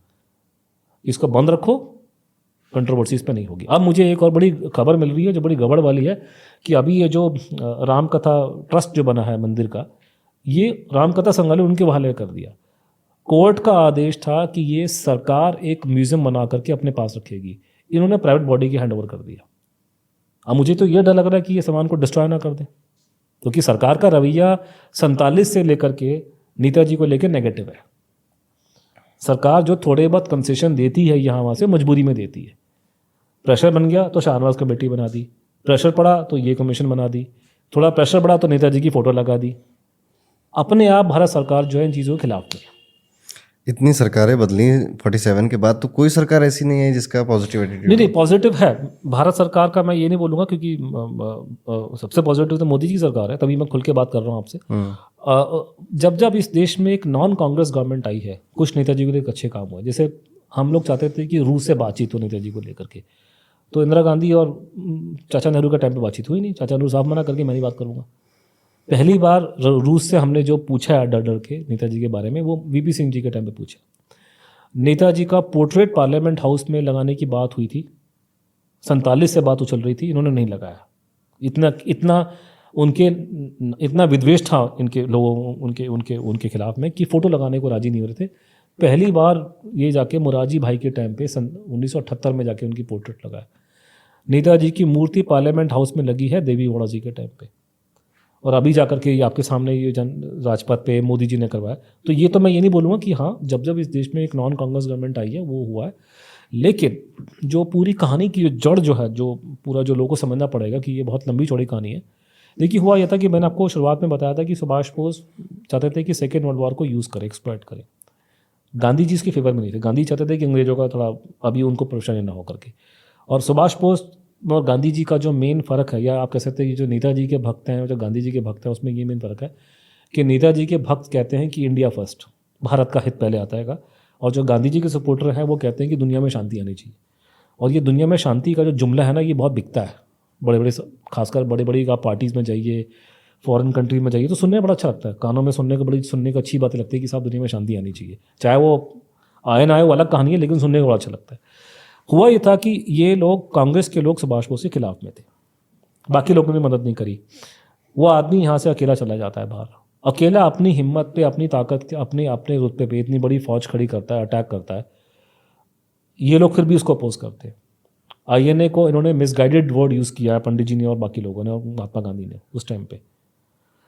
लेकिन होता यह है कि अंग्रेज इस देश पे राज कर रहे थे हमारी ही वजह से। हमारी ही फौज, उनकी फौज में तो हमारे लोग थे, उनकी पुलिस में, इंटेलिजेंस में सारे भारतीय थे। और सबसे बड़ी जो उनके अंग्रेजों के पास में जो डंडा था जिसकी वजह से वो भारत को राज करते थे, वो थी भारतीय फौज, इन्हें नामी।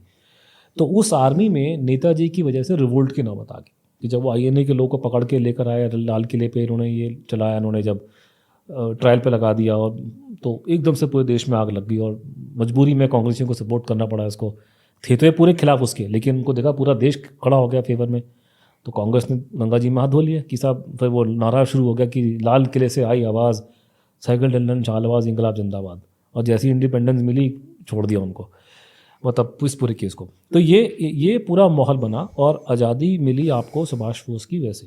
तो अंग्रेज ने जब प्लान अपना बना, अब ये पूरा डॉक्यूमेंटेड है आपके, आप पूरे अगर आप इंटेलिजेंस की फाइलें देखेंगे जो डिक्लेयर हुई हैं, आपको दिखाई देगा कि भारत आज़ाद कैसे हुआ था। क्योंकि कांग्रेस का खुद का मानना था कि सेकेंड वर्ल्ड वॉर ख़त्म होने के बाद अंग्रेजों का भारत छोड़ने का कोई इरादा नहीं था। ये बात है सितंबर 45 की, कांग्रेस का रिटर्न में है कि उनको मालूम था कि अंग्रेज छोड़ के नहीं जा रहे हैं।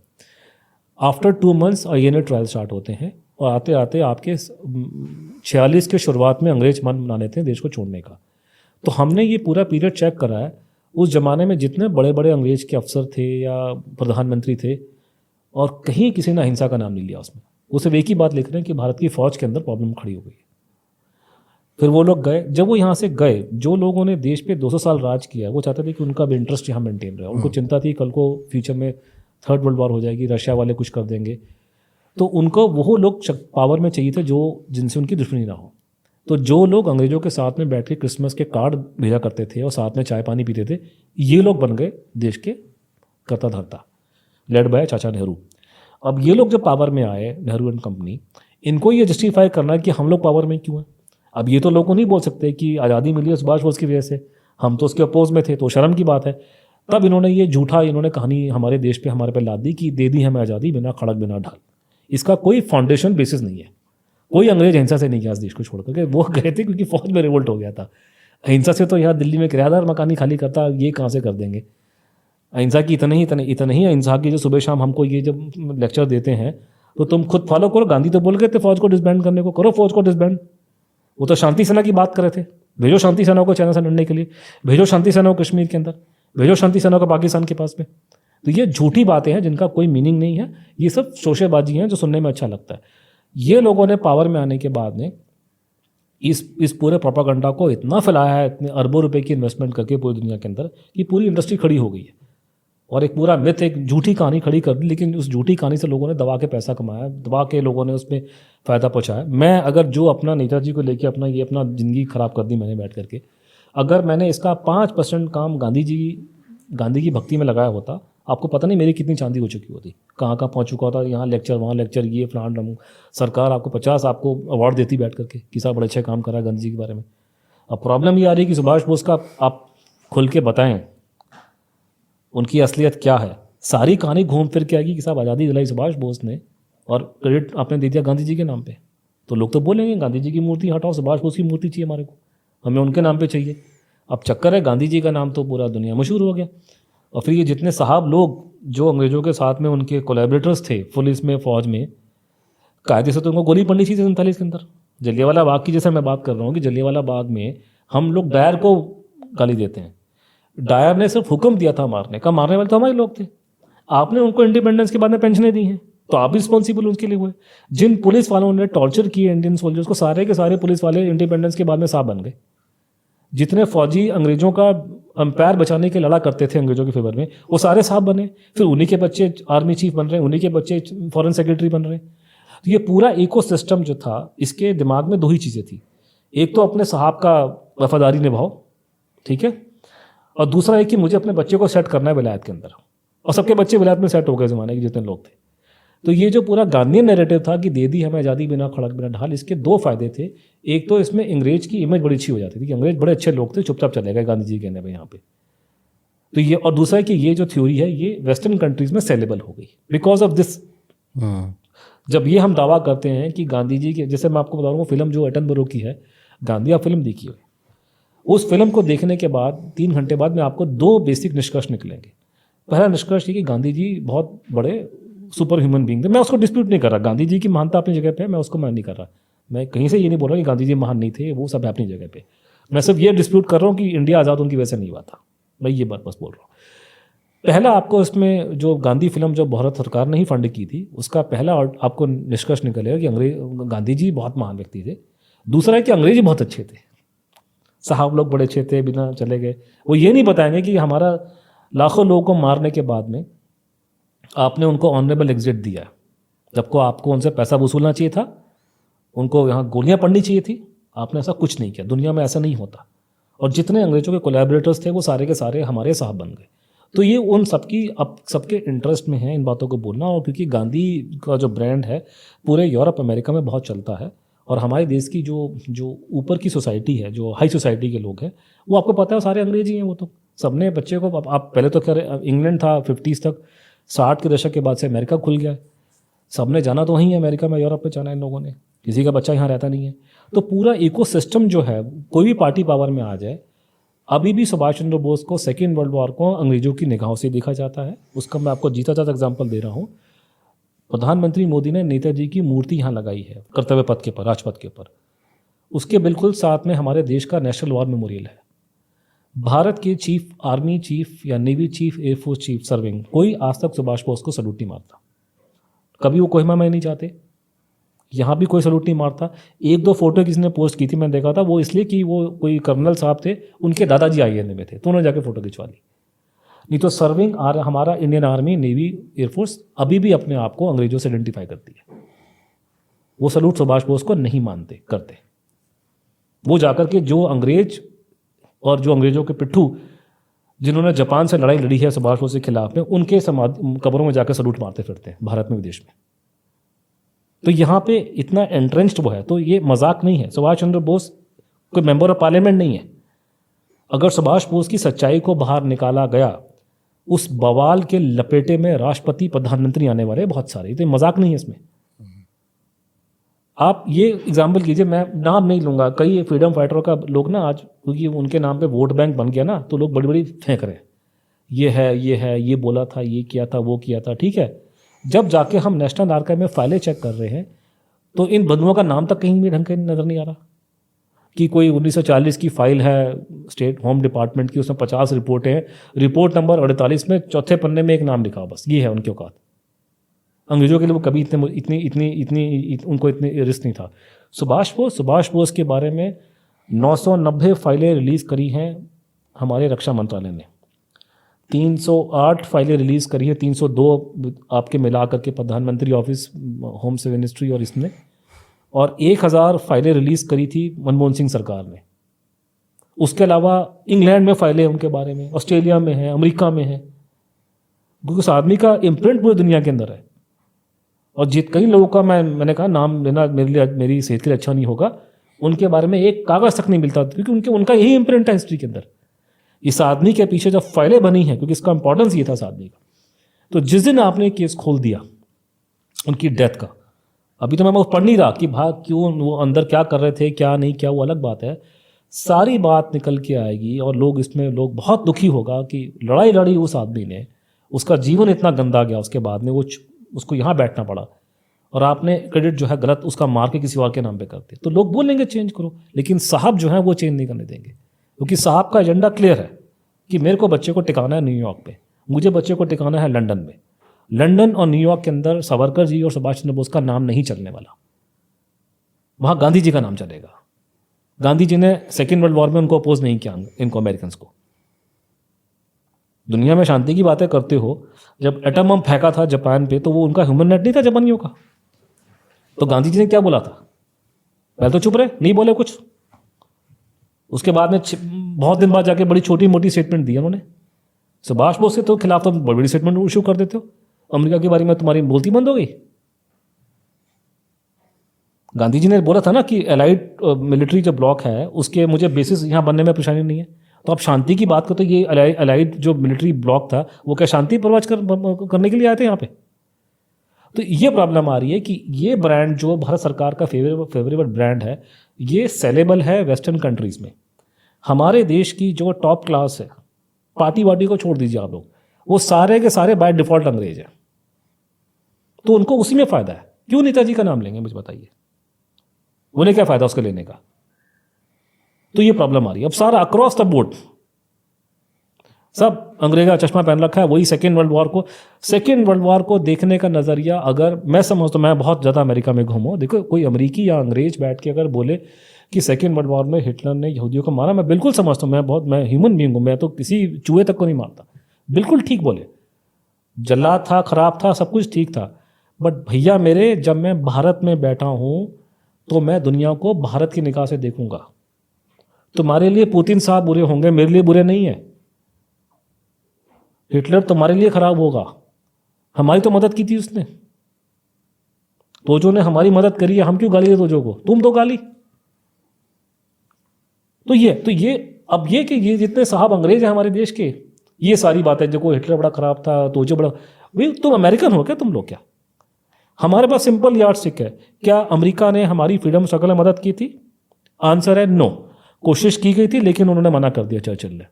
तो मैं चिंता करूंगा तोजो की। तोजो ने मेरी मदद करी है फ्रीडम स्ट्रगल के अंदर। फिर आप उन पर झूठे आरोप लगाते हो।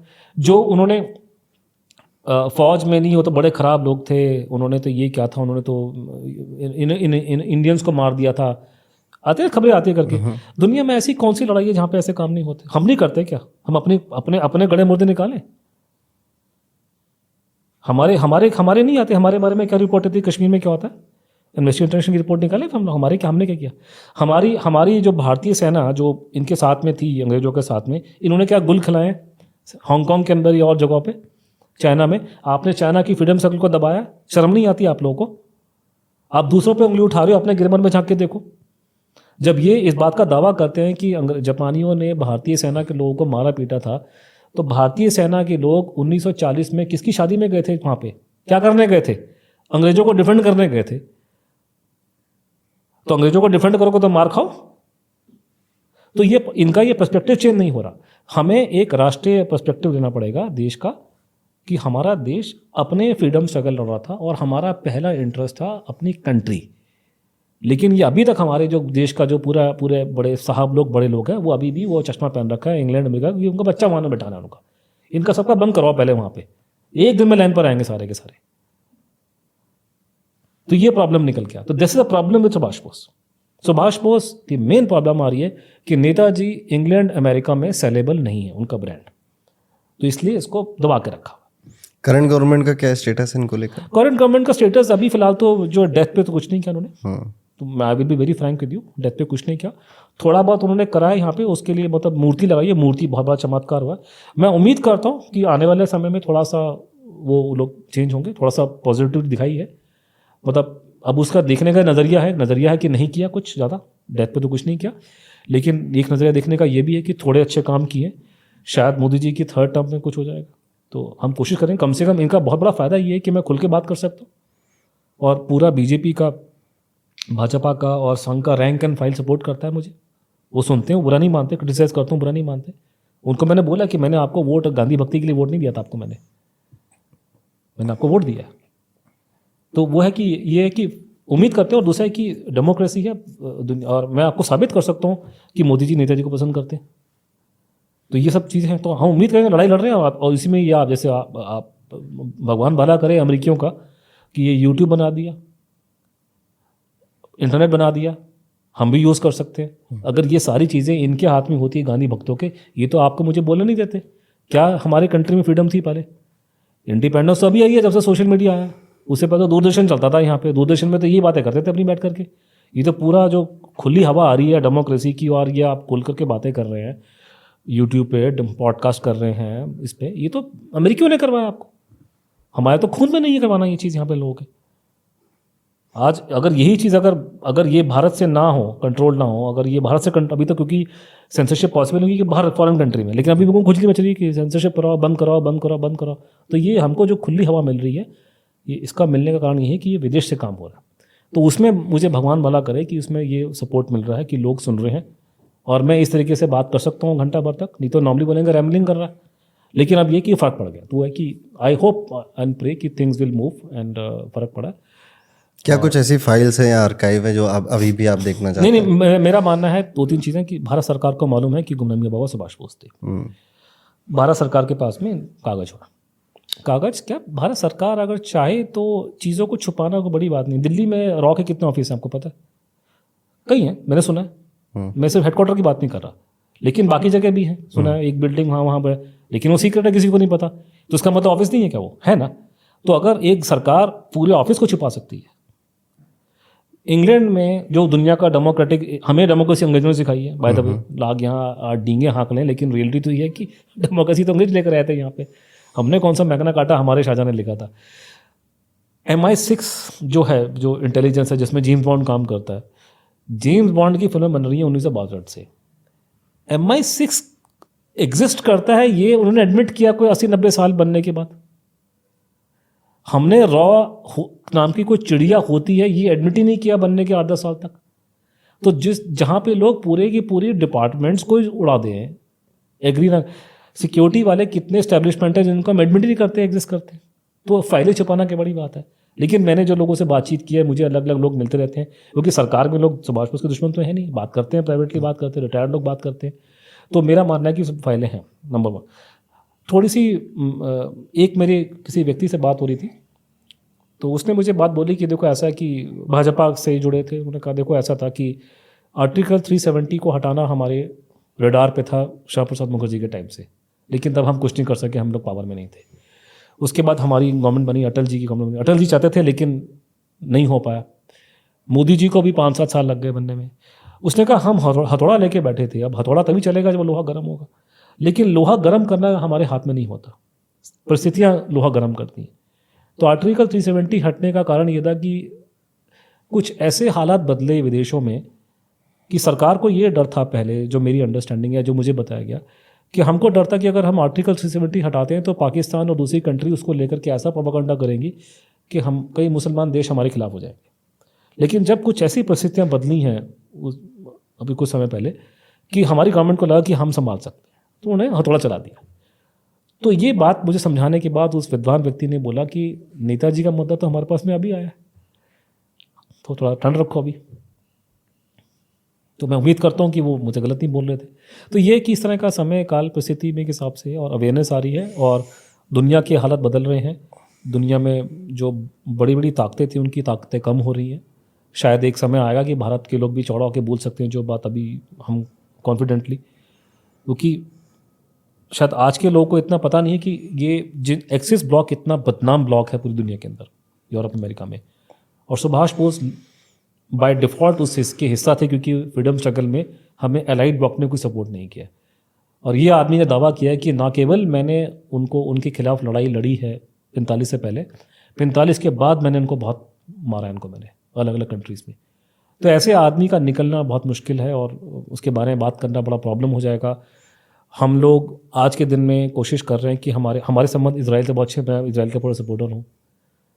तो भारत में एक ऐसे आदमी को हीरो बनाना जो कभी हिटलर के साथ रहा हो तो इजराइल वालों को प्रॉब्लम हो जाएगी। इनफैक्ट जब मोदी जी ने मूर्ति लगाई थी उसको लेकर लोगों ने गाली गलौज किया, भारत के लोगों ने गाली गलौज करी।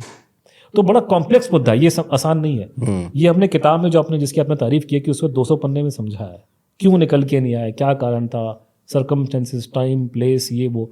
ये कोई 2 घंटे की फिल्म नहीं है कि आपको 2 घंटे में सारे आंसर मिल जाएंगे। तो वो चक्कर है कि ये आपको समझना पड़ेगा और इसीलिए इस मुद्दे में ये पेचीदगी आती है और इसे सुनने में और बात करने में मज़ा आता है। और लेकिन ये है तो सच निकलेगा, लेकिन टाइम लगेगा। और मेरा ये मानना है, मैं ये लेके चल रहा हूँ और आधा तो मैं कामयाब हो गया। द वेरी फैक्ट मैं आपसे बैठ के बात कर रहा हूँ और इतना लंबी बात हमारी हो रही है, जबकि मैं आज मेरे को आने में बहुत विलम्ब हो गया और आप काफ़ी घंटे से मेरा इंतजार करें, तो आप ऑलरेडी थके हुए थे जब मुझसे मिले थे आप। तो उसके बावजूद हमारी इतनी लंबी बात चल रही है और इतना टेंशन अगर निकल सकता है इस बात को लेकर के, तो मैं इतना चेंज तो लेकर आ गया हूँ कि जिस गुमनामी बाबा के बारे में जो भी कहानी थी जो निकली थी वो दबा दी गई। 1985-87 के बाद उसके बारे में कोई लोगों ने बात नहीं करी। उस केस को ना केवल मैंने जिंदा कर दिया, मैंने उसको पूरी दुनिया में फैला दिया। पूरे मैंने अमेरिका में लेक्चर जाके लोगों को दे दिए, भारत में दिए, हर जगह IITs में जा रहा हूँ, अपने और जगह जा रहा हूँ करके, चंदूचूर में जाते रहते हैं।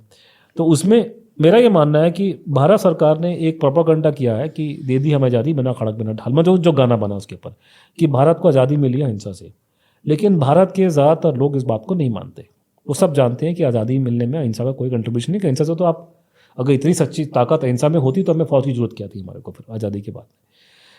तो जिस तरीके से इस झूठ का पब्लिक नहीं मानती, उसी तरीके से गवर्नमेंट का ये बोलना कि सुभाष बोस की डेथ प्लेन क्रैश में होगी, जनता नहीं मानती उसको। अगर जनता मानती होती तो ये मुद्दा यहाँ तक नहीं पहुँचता, डिस्कशन नहीं होता, क्योंकि इस देश में और भी कंट्रोवर्सी है, वो सारी की सारी मर गई। उसी तरीके से मेरा मानना है कि सरकार ये बोलती रहेगी, गुमनामी बाबा को माने न माने, लेकिन with the passage of time unofficially सब लोग गुमनामी बाबा को एक्सेप्ट कर लें। ऑलरेडी बहुत ज़्यादा एक्सेप्टेंस हो गया है, लोग खुल के बात करते हैं। मतलब उसका जीता जाता सबूत वही मैंने बोला कि मैं आपसे बातचीत कर रहा हूँ, यूट्यूब पे जा रहा हूँ और जगह जा रहा हूँ, तो ये फ़र्क पड़ता है। मेरा एक सवाल और है आपसे, क्या ओल्ड मॉन्क रम में जो ओल्ड है वो सुभाष चंद्र बोस की वजह से? नहीं, वो किसी ने फिक्शन किया था। जहाँ तक वो फिक्शन करने का बेसिस ये था कि कर्नल VR मोहन जो राज्यसभा के मेंबर थे और इस कंपनी के मालिक थे, वो भी गुमनामी बाबा के टच में थे। और भी बहुत लोग थे, कई रजवाड़े का नाम आ रहा है करके उसमें थे। तो शायद किसी ने वहाँ पे फिक्शन कर दिया। गुमनामी बाबा जो मेरी नॉलेज में है वो ड्रिंक तो नहीं करते थे, सिगरेट्स और वो he was a chain smoker, cigar वो सब पीते थे करके, और ये सब था। तो मेरी नॉलेज में नहीं, वो फिल्म में दिखाया था, लेकिन मेरा मानना है कि वो शायद किसी और की कहानी, मेरी कहानी नहीं है। ये बात, जिनको फिल्म देखने का शौक है, गुमनामी नाम की एक मूवी है अमेजॉन प्राइम पे, बंगला हिंदी मिक्स लैंग्वेज में है। उसका एक हिंदी वर्जन भी है, लेकिन बड़े मुश्किल से मिलता है। तो वो आप जरूर देख सकते हैं अमेजॉन प्राइम पे, जो कि शायद आपके कन्नडम पे it is based on our research by Chandrachud and me. तो it is based on our, तो उसमें कैरेक्टर जो बनाया गया मेन एक्टर, वो मेरी और चंद्रचूड़ की लाइफ से मतलब मिला के बनाया गया हमारे को। चलिए सर, अब हम इस पॉडकास्ट के लास्ट में आ गए हैं। आपके अंदर एक पागलपन है, ठीक है, बहुत कम लोगों को देखने को मिलता है ये, और इतनी लंबी लड़ाई है जिसमें आपने बहुत सारा कुछ सेक्रीफाइस भी किया। अगर कोई आपको मदद करना चाहे फाइनेंशियली, तो क्या हम कर सकते हैं ऐसा कुछ? मेरी मदद जो है 3 तरीके से हम लोग मदद कर सकते हैं। पहली चीज़ तो ये कि मैं लोगों को बोलता हूँ कि आप किताब पढ़िए भाई, कनंड्रम। 2 किताबें हैं कनंड्रम, जिसका आपने नाम लिया। एक है government doesn't want you to know this. जब अमेजन पे जाएंगे आप, जब भी आप कोई चीज़ लेते हैं, आप प्रोडक्ट की रेटिंग चेक करते हैं। अब रेटिंग बहुत ज़्यादा अच्छी है, बहुत तगड़ी रेटिंग मिली है। तो गवर्नमेंट डजंट, जो ये कनंड्रम किताब काफ़ी मोटी है और काफ़ी बड़ा, अंग्रेजी थोड़ी मुश्किल है उसकी थोड़ी सी। और दूसरी किताब है government doesn't want you to know this. ये उस किताब का सिंपल इंग्लिश में और कंसाइज कर दिया। तो आप अगर मोटी नहीं पढ़ सकते, छोटी वाली पढ़े। इसी छोटी वाली किताब का एक हिंदी में है, नेताजी, गुमनामी बाबा और सरकारी झूठ, जो हिंदी का वर्जन है। तो पहली चीज़ आप किताब पढ़िए, क्योंकि ये पॉडकास्ट में अगर 10 घंटे भी करूँगा तो मैं आपको समझा नहीं पाऊँगा। इट्स अ वेरी बड़ा मल्टी लेयर टॉपिक है और बहुत इसमें बहुत वो चीज़ें। तो पहली बात, take an inform stand, read the book, आपको समझ में आएगा। दूसरा ये, आपने से जो सुनने वाले, मान लीजिए जैसे अभी हम लोग, मैंने कहा ना मैं BHU में लेक्चर करने गया था, उससे पहले IIM बैंगलोर में था। तो मैं और चंद्रचूड़, हम नेताजी की डेथ मिस्ट्री पे और नेताजी की लाइफ पे वो बोलता है, डेथ पे हम दोनों बोलते हैं। हम लोग अपने प्रेजेंटेशन देते हैं, लेक्चर नहीं होता, प्रेजेंटेशन। जब मैं आपसे बात करूंगा तो आपको वीडियो दिखाऊंगा। जैसे आपको मैंने अटल जी की बात बोली, फोटोग्राफ्स दिखाएंगे। अटल जी ने कहा था कि वो नेताजी अश्वत्थामा है, तो आपको वीडियो दिखाऊंगा अश्वत्थामा, अटल जी बोल रहे हैं। तो ये प्रेजेंटेशन मैं करता हूँ, तो इसलिए लोग सुनते हैं मेरे को 2-2, 3-3 घंटे। देश विदेश में, लंदन बिजनेस स्कूल में 3.5 घंटे गया, तो वहाँ तो पाकिस्तानी बैठे हुए थे। तो ये प्रोग्राम सारे लोग सुनते हैं, लोगों को बड़ा मजा आता है। तो आप हमारे प्रेजेंटेशन करें, ताकि हम जनता तक बात पहुँचाएं, और जो भी आदमी वो प्रेजेंटेशन सुन लेगा 3 घंटे में, वो कन्फर्म हो जाएगा। तो जो भी चाहे, ट्विटर पे मैं हूँ, फेसबुक पे चंद्रचूड़ को रीच आउट कीजिए मुझे, और हमें लेक्चर के लिए बुलाइए प्रेजेंट। और खासकर जो अपने एजुकेशन स्टूडेंट, जैसे मैंने कहा ना, अभी हम लोग IIM में गए थे या BHU में गए, यूनिवर्सिटी से सबसे बढ़िया रहता है, क्योंकि उनका ऑडिटोरियम बड़ा होता है, मज़ा आता है, स्टूडेंट आते हैं, तो वो करता है। तीसरा ये कि आपने जो उसकी बात बोली, हुआ ये था कि मैं पहले तो, हम लोग मिडिल क्लास की मेंटेलिटी कि हम कहते थे कि जो भी काम करना खुद ही करेंगे, जनता से सपोर्ट ही नहीं, लेकिन वो गलत अप्रोच है। बिना पब्लिक सपोर्ट के कुछ काम नहीं होता। और दूसरा है कि हमें अपनी पर्सनल प्रॉब्लम भी कि मैं सारा काम धाम छोड़ के बैठा हूँ और इतना खुल के बोल रहा हूँ, तो मैं नौकरी चाकरी नहीं कर सकता। नौकरी चाकरी में ये काम होता नहीं है। आपको फ्रीडम नहीं मिलती, आप खुद बोल सकते। आपको लगता है कि अगर मैं कहीं कंपनी की नौकरी कर रहा हूँ, तो मेरा कंपनी का बॉस मुझे अलाउ करेगा कि तो 1 महीने के लिए अमेरिका जाए लेक्चर देने के लिए सुभाष बोस के बारे में? वो कहेगा नौकरी से छोड़ दे। आधा तो ऐसे ही उनको, तो ये लेक्चरबाजी और ये पब्लिक वर्क नौकरी में नहीं होता। भगवान ने अगर थोड़ा सा दिमाग दिया होता पैसे बनाने का, तो वो भी नहीं दिया। खानदानी प्रॉपर्टी है नहीं। तो मैंने फिर पब्लिक से बाद में मैंने रिक्वेस्ट की थी कि मैंने अपना UPI, अपना ID जो है वो डाल दिया ट्विटर, फेसबुक, सब जगह पे, यूट्यूब पे, कि जिसका जितना बनता है। मैंने तो 10 रुपये मांगे थे कि भारत की संख्या बहुत ज़्यादा है देश की, 10 रुपये लोग दे देंगे, मेरी नीड्स बहुत लिमिटेड है, तो थोड़ा सपोर्ट मिल जाता, ताकि हम लोग ये जो काम कर रहे हैं वो आगे, हम अभी भी लड़ाई लड़ रहे हैं अच्छे, और आगे भी काम करेंगे, ताकि हमारी ये स्ट्रगल चलती रहे। तो ये अगर ये 3-4 अगर किसी भी मायने में सपोर्ट करेंगे, और आपका UPI हम सब वीडियो पे लगा देंगे, मैं आपको बता दूंगा, आप यहाँ दिखा सकते हैं, और हम डिस्क्रिप्शन में भी डाल देंगे। तो बहुत अच्छा रहेगा। सो ये जो कॉज है, एक तो मुझे आपसे बहुत कुछ सीखने को मिलता है, और सबसे पहली चीज़ वो डेडिकेशन, कि आसान नहीं है ये काम, आपने जितना बताया वो आपके चेहरे पे भी दिखता है। तो ये कोई बहुत डेडिकेटेड इंसान ही इतने लंबे सफ़र तक लग सकता आप है। ज्योतिष करते हैं, कल को ज्योतिष का आप जानते हैं कि मेरा ये मानना है कि मैं इसके लिए बना नहीं था। मैं टेम्परामेंटली मैं बहुत शाय और इंट्रोवर्ट किस्म का आदमी हूँ। पब्लिक स्पीकिंग मुझे बिल्कुल नहीं आती है। मैं बचपन में तोतलाता था हल्का सा, अभी भी मैं बहुत से वर्ड्स बोलते बोलते खा जाता हूँ। मेरे में स्पीच इतना क्लियर नहीं है। ये मेरे को आप कह सकते हैं कि एनोलॉजी गलत होगी, जैसे विक्रम बेताल वाली कहानी कि मेरे पीछे ये बेताल, अब ये अच्छा वाला बेताल है, वो पड़ गया और इसको मैंने छोड़ने की कोशिश की कई बार मैंने बीच में। ऐसी बात नहीं कि मैं इसको लगातार लेके बैठा रहा, लेकिन शायद कुछ नीति का खेल है कि मेरे हाथ से ये काम चंद्रचूड़ करवाना था, तो ये हमारे पीछे काम करवा रहा है। तो ऐसा नहीं कि मैं खुद कर रहा हूँ, ये अपना, और ये हमने सोच के नहीं किया था। मुझे सपने में नहीं ख्याल था कि आज से 20 साल पहले कि मैं ये काम करूँगा तो 20 साल बाद मैं ये करता रहूँगा। तो अपने आप जब आदमी उसमें घुसता है तो अपने आप ये चीज़ें हो जाती है। तो कोई सोच समझ के प्लानिंग करके मैं यहाँ तक नहीं पहुँचा। लेकिन एक बात ज़रूर है कि सन 47 से नेताजी की सच्चाई जानने के लिए इस देश में काफ़ी लोग खड़े हुए अलग अलग जगहों पे। एच.वी. कामत पहले व्यक्ति थे और आप ये कह सकते हैं कि सारे के सारे फेल हो गए, मतलब वो सच्चाई नहीं आ सकी और नेताजी को स्थान जो मिलना था वो नहीं मिला। सबसे ज़्यादा सक्सेस हमको मिली है, चंद्रचूड़ मुझे और मेरे बाकी जो दोस्त, जो हमारे जो ग्रुप है मिशन नेताजी, विशाल शांतन और श्रीजीत मणेकर, सबसे ज़्यादा हमको मिली है। अगर हम लोग इस केस को जीत जाते हैं कि हम सच्चाई को स्टैब्लिश कर जाएंगे, तो हमारे जो पीछे जो बेचारों ने जीवन अपना खपा लिया उन सब का भी जीवन धन्य हो जाएगा कि चलो सच हो जाएगा। तो अगर हम जीतेंगे तो हम सबके लिए जीतेंगे, और अगर हम हार गए, अगर हमारे भी सक्सेसफुल नहीं हो पाया और ऐसी कहानी लटकी रही, तो ये कंप्लीट फेलियर होगा। बड़ा दुख की बात है कि 47 से लेकर के इस देश में अलग अलग जगह पे इतने लोगों ने सुभाष बोस की मृत्यु के बारे में, उनकी लाइफ के बारे में बातें उठाई, लेकिन इवेंचुअली तो सत्यमेव जयते का बहुत बड़ा टेस्ट है, मैं ये मान के चल रहा हूँ। मेरा मानना है कि भारत देश सत्यमेव जयते पे खड़ा हुआ है, और सत्यमेव जयते है तो नेताजी का सच इस देश में निकल के आएगा।